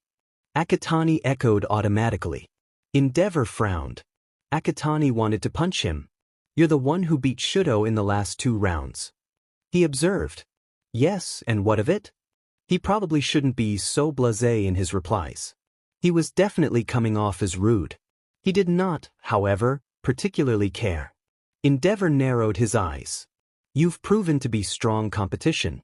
My Shudo has a duty to surpass All Might. His match against you will be an excellent test. So do your best not to make a disgraceful match." With that, the flame hero continued on his way, not a single farewell to be heard. Akatani stood for a moment, whether he was dumbstruck or frozen with rage he wasn't sure, as the man's heavy footsteps faded from his hearing, going down the corridor. He didn't have time to decide how he felt before he was once more summoned to the arena for his next match. Todoroki. He was still conflicted about what to do regarding the boy. Ideally, he'd get his father arrested as soon as possible and they'd deal with the trauma afterwards. Practically, that probably wasn't possible, not just due to who his father was but also due to Akatani's terrible impatience when it came to helping. If he did eventually submit the case against Endeavor, it'd still take time to be actually investigated and even more time to actually have any legal action occur, mainly because he was the number 2 hero and would no doubt have incredibly strong lawyers. That time was much too long, especially considering how long Todoroki had already been trapped in a house with that flaming shitbag. Who knew what kind of repercussions it'd have on Todoroki if he was stuck with Endeavor for that much longer with the same not great mindset he had? It was clear that he needed to use his quirk in its fullest form, if not because it expanded his options in a pinch then because not doing so literally physically hurt him. The question then lay in how the hell he was supposed to convince the stubborn boy to use his DMN quirk. As he stood across from Todoroki in the ring, he tuned out present mic again, sorry mic, to focus on Todoroki and Todoroki only. Todoroki stared right back with a neutral expression. As soon as the word, "begin," left present mic's mouth, Akatani jumped forwards, just as Todoroki sent out a wave of ice to send him back. The closer he stayed to the center, the less he'd have to worry about boundary lines and the more he could focus on avoiding getting immobilized. The unexpected move forwards left him in extremely close proximity to Todoroki's face, way closer than comfortable in a normal situation, but Akatani hardly noticed, instead aiming a punch at the other boy's stomach. He could be embarrassed about that later. Todoroki took barely a few seconds to recover before he was back at it again with spikes of ice that Akatani dodged around to the best of his ability, unfortunately creating more distance between the two as he fought not to get impaled. Is almost equal to is almost equal to is almost equal to is almost equal to is almost equal to. Todoroki Shudo was irritated. Akatani persistently dodged all his attacks, even landing a few hits on him. Though, he supposed if he was irritated, his father must be absolutely enraged. That would normally satisfy him, if he weren't still so annoyed with the golden-eyed boy. In quick succession, he released a cluster of icy spikes once more, throwing the other bug off balance as he nimbly navigated around the new fixtures while also taking into consideration the ice already formed on the stone floors from his previous attacks. Taking advantage of the moment, he aimed one of his largest ice attacks this match at his opponent, certain Akatani wouldn't be able to recover in time to dodge. He had not expected him to break apart the ice with super strength. Shielding his face from the fragments of ice flung his way by the powerful gust of cold wind produced, Todoroki was quick to generate ice behind him, narrowly avoiding the boundary lines as the wind died down. Narrowing his eyes, he sent out another row of ice, only for Akatani to dodge, again, this time running right at him. Todoroki threw up a decent-sized ice shield between them to deter the other boy, not anticipating that he'd break through it, aiming a high kick at his head there connected, sending Todoroki reeling to the side, cheekbone aching as he sent out a smaller blast of ice that Akatani practically swatted aside, kneeing him in the stomach harshly. Todoroki used a blast of ice under his feet to create some distance between the two so he could recollect himself. The two stood for a moment on opposite sides of the ring, both breathing heavily, each exhalation creating a visible puff of air in the chilly arena. They both dove back into the fight as one, Akatani running past the blast of ice Todoroki sent out and sliding under the punch aimed his way, sticking out a leg as he went and bringing Todoroki down too. He pinned him, and spoke in a voice much softer than his cold expression would suggest. "You're shivering, Todoroki." Todoroki kicked him off of him and sent out another large blast of ice that was once more broken with a flick of two fingers. He felt his eyes widen at the sight of two broken fingers. Purple and limp in a way fingers should most definitely not be. "It'd help if you used your fire." Todoroki's eyes flashed at the words, anger finally piercing through the blank expression he normally wore like a mask. "My father put you up to this, didn't he?" He growled, stomping and releasing another wave of ice that was once more shattered, along with Akatani's ring finger. "Your father didn't tell me to do shit. I can see you shaking from way over here. You're hurting yourself, and for what? To prove a point?" Akatani ran forwards again, grabbing Todoroki's arm and flinging him further into the ring. Todoroki grunted as he hit the floor harshly, ice fragments embedding themselves into his exposed forearms as he rolled. "I won't use," he sent out a wave of ice that Akatani dodged, "his quirk. I'll be the #1 hero using just my mother's power." "You dumb it's your quirk, not his. You aren't proving shit if you put yourself out of commission before you graduate. Do you even want to be a hero?" Akatani said, his face twisted in emotion, and Todoroki froze, memories flooding back. "It's okay, Shudo. You can be a hero. Is almost equal to is almost equal to is almost equal to is almost equal to is almost equal to." Akatani watched as Todoroki's left side lit up in flames, a crazed smile making its way across his face. "How can you be smiling in this situation?" Todoroki asked, and Akatani's grin widened. It was true, Akatani's fingers were absolutely throbbing, and he was most likely shaking from the cold, and he most certainly has at least 3 bleeding wounds from razor-sharp icicles grazing him. He was also facing Todoroki at his full potential, the same Todoroki who could freeze entire 5-story building at half power without breaking a sweat.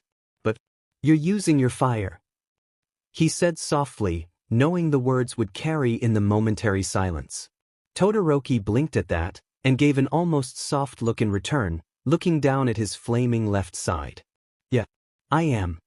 He looked up once more, eyes filled with a spark that Akatani hadn't seen before. "Let's finish this." He nodded. "With everything we've got?" Todoroki huffed what might have been a laugh. "That goes without saying." Akatani readied his arm, one for all flowing into him easily, filling his arm and legs with a familiar buzzing energy. "On 3. Todoroki nodded. 1. They ran forward as one.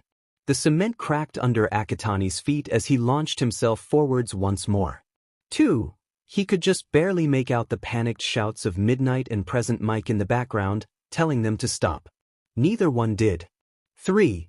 Plowing through the cement walls thrown between them, they met in an explosion of power and light, and the world went white.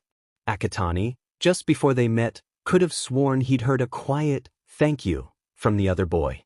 Is almost equal to is almost equal to is almost equal to is almost equal to is almost equal to. When Todoroki opened his eyes, he was greeted with a bright blue sky overhead and the feeling of grass under his body. And Todoroki is out of bounds. Akatani wins.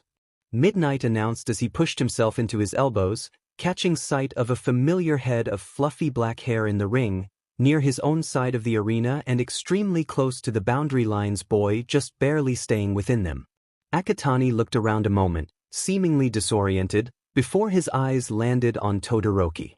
He watched as the other boy stumbled over to him, arriving at his side with minimal falls. He blinked at the hand held out to him, the intimidating boy from the ring gone and replaced with regular, everyday Akatani. It took a moment to realize what Akatani was doing, and he hesitantly grasped the other's hand, letting out a grunt as he was pulled to his feet swiftly. Akatani didn't let go of his hand, rather, he used it to wrap Todoroki's arm around his own shoulder, taking half his weight. He could distantly hear Present Mike say something or another about sportsmanship, but it was distantly, as though through a tunnel. Oki. Todoroki. Akatani was saying his name. He realized they'd stopped walking when had they started, the other boy now looking into his eyes, much too close. Akatani had really nice eyes. Golden. He also had nice eyelashes. Oh, you have a concussion, I'm gonna take you to recovery, girl. Oh, he'd still been talking. Akatani's ears were also turning an interesting shade of pink. He wondered if they were warm. In a blur, he found himself nodding off, only to jolt awake as they stopped again. He blinked, looking for the source of disturbance. He glimpsed his father just barely before his eyes protested at the strain of looking up, and he let them fall half-closed once more. He could hear bits and pieces of the conversation between Akatani and Endeavor. Not because of you. Insolent child. His own person, not another you. Why, son? Have to get going now. Good day. I said good day. Akatani? Interrupted forcefully, and they were off once more. Todoroki passed out then, but he could barely recall the feeling of happiness. As they walked away, leaving his father behind. Is almost equal to is almost equal to is almost equal to is almost equal to is almost equal to. Akatani was a bit worried for Todoroki. He didn't think he'd hit him that hard, but the boy had been absolutely loopy before he'd passed out, slurring something about his eyelashes before his eyes rolled back. His own injuries weren't that bad in his opinion, he'd certainly had worse, but Recovery Girl and All Might disagreed, a mixture of scolding and begging from the two for him to never do something like that again. He didn't particularly plan to, again, permanently damaging his nerves wasn't something he planned on doing, but they were insistent and so he did promise to not use his quirk like that again except as a very, very last resort. This time had been an exception. Todoroki had needed it. He wouldn't do it again. He didn't understand the look All Might had given him. A mix of exasperation and what might have been pride? Nonetheless, he didn't mention it as the skeletal man ruffled his hair gently before heading out. Apparently the next match was postponed while Cementos repaired the arena, which was horribly damaged from the absolute firefight of the last match.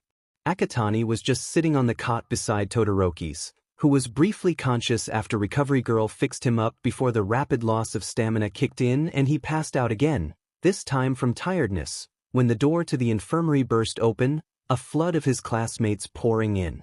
He blinked as Uraraka, Ida, Yaoyorozu, Kirishima, Tsuyu, Shiro, Ashido, Kaminari, Mei-chan and Shinso poured in, almost getting stuck in the doorway.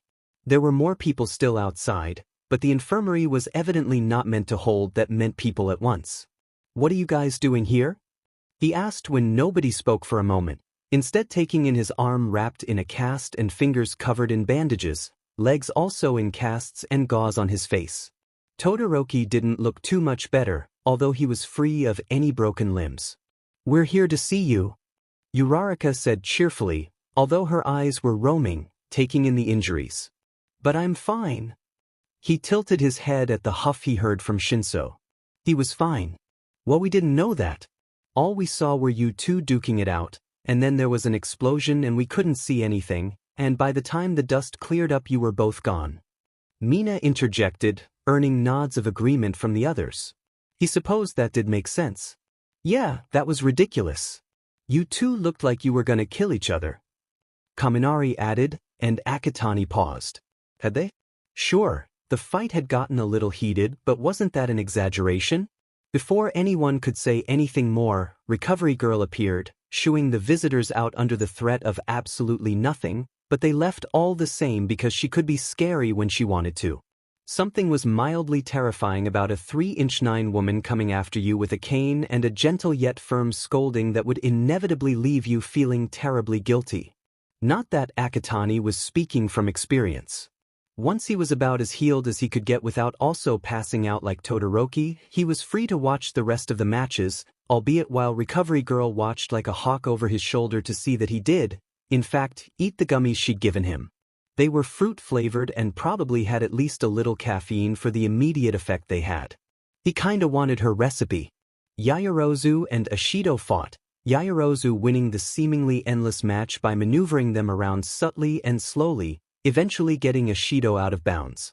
She didn't use the gas trick again, which confirmed Akatani's theory that it'd probably be a bit more difficult to focus on creating individual molecules of gas in gastric form. It was probably better that way too, a good way to show versatility in fights. The next pairing, Shinso and Ida, unfortunately had Shinso lose, Ida keeping a firm clamp over his mouth and refusing to respond to a single word Shinso said. Ida was remarkably quick to get Shinso out of bounds, and Akatani felt torn on whether to be disappointed Shinso had lost or happy that Ida would progress. Bakugo against Shiozaki was interesting.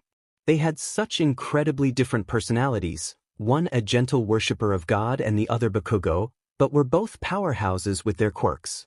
In the end, Bakugo won after a particularly cleverly aimed explosion that knocked Shiozaki out. Akatani had a hard time convincing Recovery Girl he was good to continue, in the end having to promise not to use one for all at all, Recovery Girl sending all-might accusatory looks the whole conversation as though to say, this is your fault. So there he was. In the arena, standing across from Yayorozu. His arm was bundled up still, him having asked Recovery Girl to put more focus on healing his legs so he could use those to fight. She probably could have healed him near completely, but that would have drained him too much and he did want to continue. If he was going to participate properly, he was going to go all out. He could imagine the disgusted look Dobby would give him for that, the crispy boy much more of a half-asser unless it was like life or death to him. As Present Mike called for the match to start, he charged forwards, closing the distance between the two opponents as fast as he could and throwing a kick at her head that just barely missed as she dodged. He found it most effective to initiate close combat early on, as that was where he excelled. Yamamoto, however, was also brilliant at close combat, and so began another long battle. Akatani was pretty sure all of his fights had been the drawn-out sort. The back and forth between the two was intense, Yayorozu generating small weapons frequently, unable to form anything bigger than a bow staff before Akatani was back in her face, not letting her breathe in peace without getting kicked in the face. He knew that if he gave her the chance, she'd make something like a sticky bomb or a net gun that would immobilize him immediately. It was a bit of luck and a lot of subtle strategy that eventually named Akatani the winner. For the majority of his attacks and almost all of his defense, he'd been using solely his legs for kicks, blocks and other such attacks. Doing so the whole time had shifted Yamamoto's attention to his legs, leaving her less focused on attacks from elsewhere. Namely his battered arms. With a fast chop to the neck, exactly like what he did to Kirishima, she was down, Akatani plopping down on top of her back for 10 seconds before he was declared winner. As soon as it was announced, he quickly got off of her back, the girl recovering from the temporary paralysis a bit faster than Kirishima had and standing, a hint of disappointment at her loss in her eyes before she congratulated him on the win with a kind smile. The two walked side by side to Recovery Girl, who healed Yamamoto of the small bruises and cuts she'd collected and Akatani of a little more of his shattered fingers, giving both of them more gummies and instructing Yayorozu to eat something in the meantime. Todoroki was gone by then, having woken up in the time between their match and Akatani's return to the infirmary. The two returned to the spectator stands and were greeted with congratulations for making it as far as they both did. Kirishima gave him a high five, which was cool. Akatani took a seat between Uraraka and the wall, Uraraka thankfully more focused on a conversation with Hakigura in her other side than any conversation with him. He was much too tired to do any sort of social interaction. He went over the bracket in his head. Next would be Bakugo and Ida, if his memory was correct. They'd be a good match, most likely. Just then, Present Mic's voice came over the speakers. It seems Ida Tenya has pulled out of the competition due to personal reasons. So now, we'll be proceeding to the final match. Akatani's brows furrowed. Personal reasons? What had happened for Ida to drop out of the competition so suddenly? He didn't have time to ponder as he was ushered down to the arena once more for the final round. He just hoped it wasn't anything too terrible. His hopes were, as per usual, absolutely futile. By the time he was across from Bakugo in the ring, he was honestly ready to crawl into bed. He blamed Endeavor. Regardless, as the match started and Bakugo blasted towards him, he flipped the mental switch in his head into what he called combat mode, and dodged, spinning twice to avoid the second blast aimed at his gut. He feinted a punch with his not broken arm, following up with an actual kick that nailed Bakugo in the face. He was forced to jump back to avoid getting his face fried off. Didn't want to be accused of copying Dabi, there was only one bacon man allowed at a time, and Akatani wasn't him. A grunt escaped his lips as an explosion hit him in the stomach and back in quick succession, and he retaliated with a roundhouse kick that sent Bakugo reeling. They didn't speak a word, more focused on kicking each other's but than making conversation. Unless one counted Bakugo screaming, "Die!" aggressively as conversation. Akatani personally did not. Given that he was forbidden from using one for all for the time being and there were decidedly no shadows to be seen, Akatani was once more stuck with evading blasts and striking quickly. He was beginning to see a pattern. The fight seemed like it was going to be another endless fight, neither gaining the upper hand and both persistent in both attacks and defenses. Until Bakugo managed to get behind him, hand grazing the back of his neck. The touch was horribly reminiscent of another touch, one that spoke of pain and punishment, one that had once made him scream. In that moment of weakness, as is, no, Akatani, he was Akatani, froze off just a second, Bakugo struck, managing to throw him off balance with a well-placed explosion and, without giving him a moment to recover, flipped him over his shoulder. His back hit the ground hard, and he barely processed the loud declaration from Present Mic of Bakugo being the winner, too busy calming his heartbeat, hiding the shake to his hands, pushing back the memories that begged to be let out. And out of bounds. Is almost equal to is almost equal to is almost equal to is almost equal to is almost equal to. The awards ceremony was only slightly less rewarding than the single congratulatory text he got from Dabi. The second-place podium had a nice view, although he could do without the somewhat sulky Bakugo mere feet away. Apparently, he didn't consider his win a real win. Bakugo had caught on to the fact that Akatani had not been entirely there in the moment he'd claimed victory, and that was enough for him to consider it a fake win. Ida wasn't there, and so Yamamoto was the only one on the third-place platform, graciously accepting the bronze medal and hug All Might gave her. Akatani hadn't known what to expect when All Might approached him with silver. Disappointment, maybe? But all he could see in those glowing blue eyes was pride and fondness as he placed the medal over his head, pulling him in lightly for a hug, murmuring a quiet, "Well done," before pulling away and approaching Bakugo with the gold. Bakugo, ever the rebellious Pomeranian, snatched the medal before All Might had the chance to place it over his head, huffing at the congratulations the hero gave for his win. With a final round of applause and a series of backslaps and hair ruffles from his classmates, the sports festival drew to a close at last. And somewhere, someplace, a figure replayed a reel of a certain dark-haired boy with golden eyes and a bright grin, a cruel smile crawling across his face in the dark room. Found you, Izukin. The day after the sports festival found Akatani curled up in his beanbag with his laptop and his notebook, watching a recording of the festival and finally able to properly take notes on all his classmates' quirks, as well as any other quirks he could see. He actually ended up filling 2 books and making a heady dent in the third, only pausing to replay some clips and stretch out cramped hands. He found himself in awe at the innovative ways some of his peers applied their quirks. He also found himself laughing on the inside more often than not. Zero using his tape to Tarzan his way across the pit of doom was extremely entertaining to watch. He was only a bit disappointed at the lack of aggressive yodeling on his part. Dabi had stopped by last night for celebratory ramen and mild ribbing for only placing second, although that was edged with real concern. He knew Dabi had most definitely caught his slip of composure in those last few moments. The same one that Bakugo had seen. He brushed off the concern for the most part, instead smoothly directing his attention to his conversation with the Todorokis. Dabi had been steaming mad, literally, at the elder Todoroki, and mostly amused as Akatani regaled his absolute befuddlement at how in the hell to respond to being dumped on with the weight of a whole tragic backstory. The deep-fried criminal left in the late hours of the night with a hair ruffle that was received with only minimal protests. In other news, however, Akatani also now knew the reason for Ida's abrupt departure yesterday, and he could have kicked himself for not giving it much thought. The hero killer, Stain. Not much was known of the man, aside from his list of atrocities, ranging from murder to near murder. His motives were interesting. He supposedly killed fake heroes, and Akatani wondered if he took requests, a certain flaming trash heap in mind.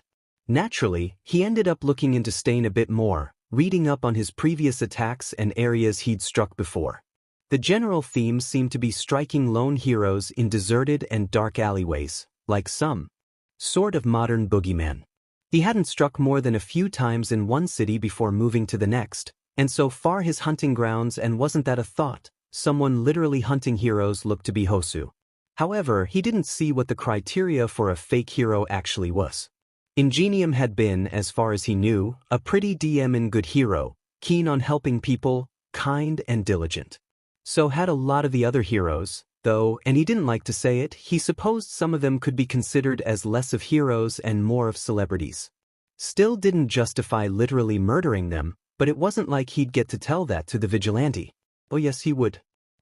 He was, frankly, blatantly pushing aside his mild panic attack from the day prior in favor of being semi-productive. As his saying went, work now, mental breakdown as later as possible. Later he could crash and burn, but for now he was on a roll. He'd leave addressing his feelings to future him. Some hours on his computer, minor damage to his eyesight, and a bowl of salad later found him donning the familiar getup of Hikage, nearly poking an eye out attempting to get the right contacts in. Nearly. Fluffing out his gray wig and inspecting his knives, 5 today, each sharpened and cleaned with borderline methodical precision and care, he deemed himself fit for sleuthing and headed out, putting on his hood as almost an afterthought.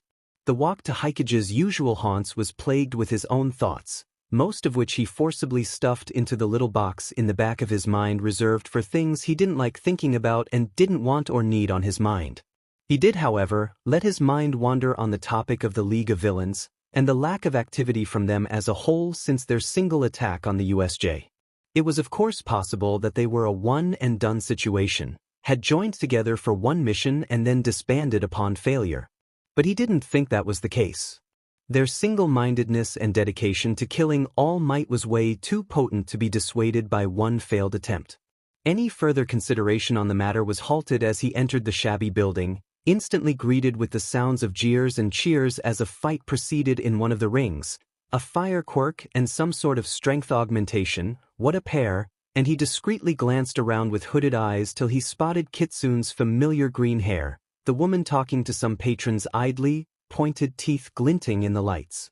As he was about to make his way over, most likely through a full circle of the room and multiple detours while looking suitably meandering and aimless, he caught the tail end of a conversation as 2 people walked past.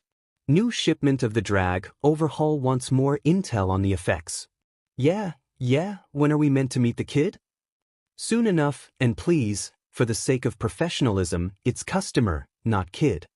He couldn't hear the response to that as the 2 walked out of his range of hearing.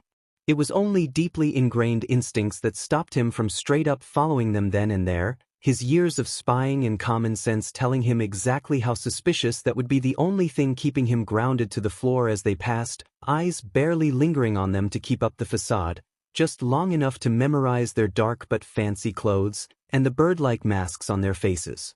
Overhaul? A drag? A child? Whatever this was had his attention now. His information on Overhaul was limited. The Yakuza boss he'd set off a while ago had, in fact, been said man, but he'd never actually met him. The only thing he'd done was intercept a drag deal, and it hadn't even been the experimental drags he was apparently about to release to the public, just some generic low-quality narcotics. He hadn't had the time to investigate further before Dabi put him on house arrest, and then he'd kinda just forgotten? Now, however, Overhaul was dealing experimental drags to kids, which had just so many problems. Promptly abandoning his initial reasons for coming, he set his sights on following those two as surreptitiously as possible, slipping out of the back door after them and melting into the shadows. Literally. Shadow travel, he found, had two primary uses. You could use the shadows as a doorway, as he most commonly did, jumping from place to place in one move, or you could use them as a thick veil, gliding along just behind the shadows, fully aware of everything going on around you, invisible to anyone but yourself and perhaps someone with mental powers. As he glided along behind the two men, he observed. They'd stopped their conversation in favor of silence, and he took note of the bag one of the two carried. The bag was a mockery of a doctor's briefcase, going quite well with the plague doctor aesthetic they seemed to be going for. He assumed that was where these new drags were stored. He also decided they wouldn't be keeping that bag. Speeding up his glide, he moved ahead of the men, spotting in the distance the nervous figure of a kid, no older than maybe 13 or 14, presumably their customer. The two men had yet to see the kid, but it was only a matter of time, and so, with all the consideration of 3 seconds, Akatani returned to the pair, and, in quite possibly the worst bout of decision-making he'd ever had, jumped out of the shadows, nabbed the briefcase and jumped back in. He floated in the abyss for a second, the feel of the cool leather of the briefcase in his hands a reminder that he actually did that. Dabi was going to kill him. It took the two a moment to register what had happened, and when they did they whirled around, greeted only with the dimly lit and heavily shadowed alleyway. Akatani didn't stay to hear their shouting, once more gliding ahead through the shadows until he was hovering behind the boy. While he wanted to leave the scene as soon as possible, he also really didn't want to leave the kid for them to find, so in another well-thought-out move, he nabbed the kid too. The kid seemed too stunned at the sudden change in scenery to move, which Akatani used to properly shadow travel to another alley nearby but far enough from the Yakuza members to ensure he wouldn't get gutted, shoving the kid out and jumping back into the darkness, popping out in the safety of his warehouse. For a moment he just stood there and let the sheer dumbassery he'd pulled sink in just enough for him to recognize that Lady Luck had definitely played a hand if he'd done that without a hitch, probably looking like a lagging animation for the stillness of his body as he stared straight ahead. Slowly, he turned to look at the briefcase he still clutched with a death grip that put Kendo from 1B to shame. The briefcase, to its credit, didn't at least spout tentacles and strangle him. It just sat there, a leather monument to his sins. He dropped it like it was on fire. Oh yeah, Dabi was definitely going to kill him. Dabi did not, in fact, kill him. He did, however, flick him in the forehead and give him the most world-weary stare he'd ever seen, but that was pretty tame. He knew by now not to expect anything less. Yami, you are the smartest little dumbass I've ever met, and it's a effing miracle you've made it this far in life without getting yourself shot. He gave him a considering look and amended his statement. Actually, no, you're the type to survive a bullet to the head, you FING cockroach. Oh, thanks, I knew you cared. The reckless endangerment to society squealed. Dabi took the liberty to throw a pillow at his head before focusing in on the briefcase. It's not chipped, is it? He sent a look at the bag sitting on the floor between them. Akatani shook his head. No, and I checked at least 5 times. It's a pretty nice bag, actually. Vintage leather, fancy buckles. He was right on that end at least. However, please tell me you at least looked at the drags before admiring the quality of the FNG bag. Akatani nodded, pulling out a small black case. Opening it up revealed a line of needles, each one equipped with a small vial of fluid. There were 7 in total, 1 was missing. As far as I can tell, they're not your typical hallucinogen or anything like that. I think they're meant to interfere with quirks, but the chemical formula isn't the same as trigger. I don't actually know enough about chemistry to say anything more, so I was hoping you might know someone who does. Dabi arched a brow, a bit miffed. What, you don't think I might know enough about chemistry to help? Akatani, ever a little sheet, snorted. If you did, you'd have more money. A meth lab is something I absolutely would not put past you. He did have a point there. I'll see what I can do. What are you gonna do with the rest of the samples? No idea. Probably not sell them. To know how safe they are to be dumped. For now I'll just keep them. If you get arrested for possession of unknown drags, I'm not bailing you out. That was a lie and they both knew it. Well, maybe not bail him out, but breaking him out was on the table for sure. Or maybe he could acquire a certain flaming trash bag's credit card, put bail back on the table. Possibly a card. All Might themed with bedazzled wheels. He said as much to Akatani. The car bit, of course, not the bail bit. If he gave any more indication that he might care, the boy might actually combust. Or worse, take it as an invitation to call him for every weird inconvenience he came across. If he got called one more time because of a goddamn squirrel breaking into the warehouse, he might go mad. After Dabi left, Akatani didn't have much to do. He couldn't really do anything with the drags he'd stolen, so he shoved them into the fancy bag and the bag under a beanbag chair and considered the matter over and done with. Overhaul, as he'd found, was currently under the investigation of Sir Naitai's agency. Of course, this wasn't common knowledge. He'd needed to break out the trusty, illegal activities laptop and put his hacking skills to use, but what he'd found wasn't promising. Apparently, Overhaul was a meticulous BSRD and would be hard to convict for the sheer lack of any solid and plausible evidence. What a pain. Munching on some chicken and going through a simple workout, he took a break from thinking for a little. After all, he had a whole weekend to do that. He felt oddly unsettled, and he wasn't sure if it was the experimental drags, the serial-killing vigilante roaming the streets of Hosu, or the less-than-stellar ending of the sports festival a day prior. Either way, there wasn't much that could be done, so he put them aside and shoved his uneasy feelings down by focusing on watching the second year's tournament, ignoring the growing feeling of dread in his gut.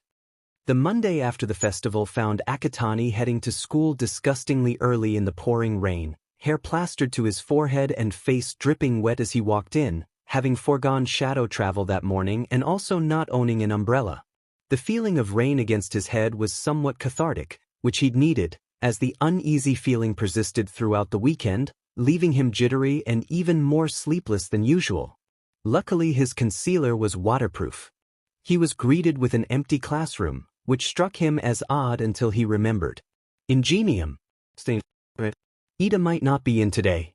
He was proven wrong less than a minute later, when said boy charged through the door with only a little bit less vigor than usual, absolutely no light behind his eyes and an aura of intense sadness and rage. He watched in silence as his friend headed to his seat, acknowledging Akatani with only a nod. Ida-kun. He started, voice carrying a tone of something. The boy turned to him at the sound of his voice, and, sensing the mood, spoke up. I assure you I am fine, Akatani-san. Please do not worry. Akatani sighed, stood, and with great care, pulled the other boy into a hug, plopping his head on Ida's shoulder with only mild tippy-toeing, wrapping his arms securely around his friend. Ida froze, arms unmoving at his sides. Akatani, unbothered by the lack of response, rubbed his chin on Ida's shoulder before speaking. You, he said, are not fine. And that's okay. You don't have to be. Akatani-san. He stopped, huffed and started again. Just don't do anything stupid, okay?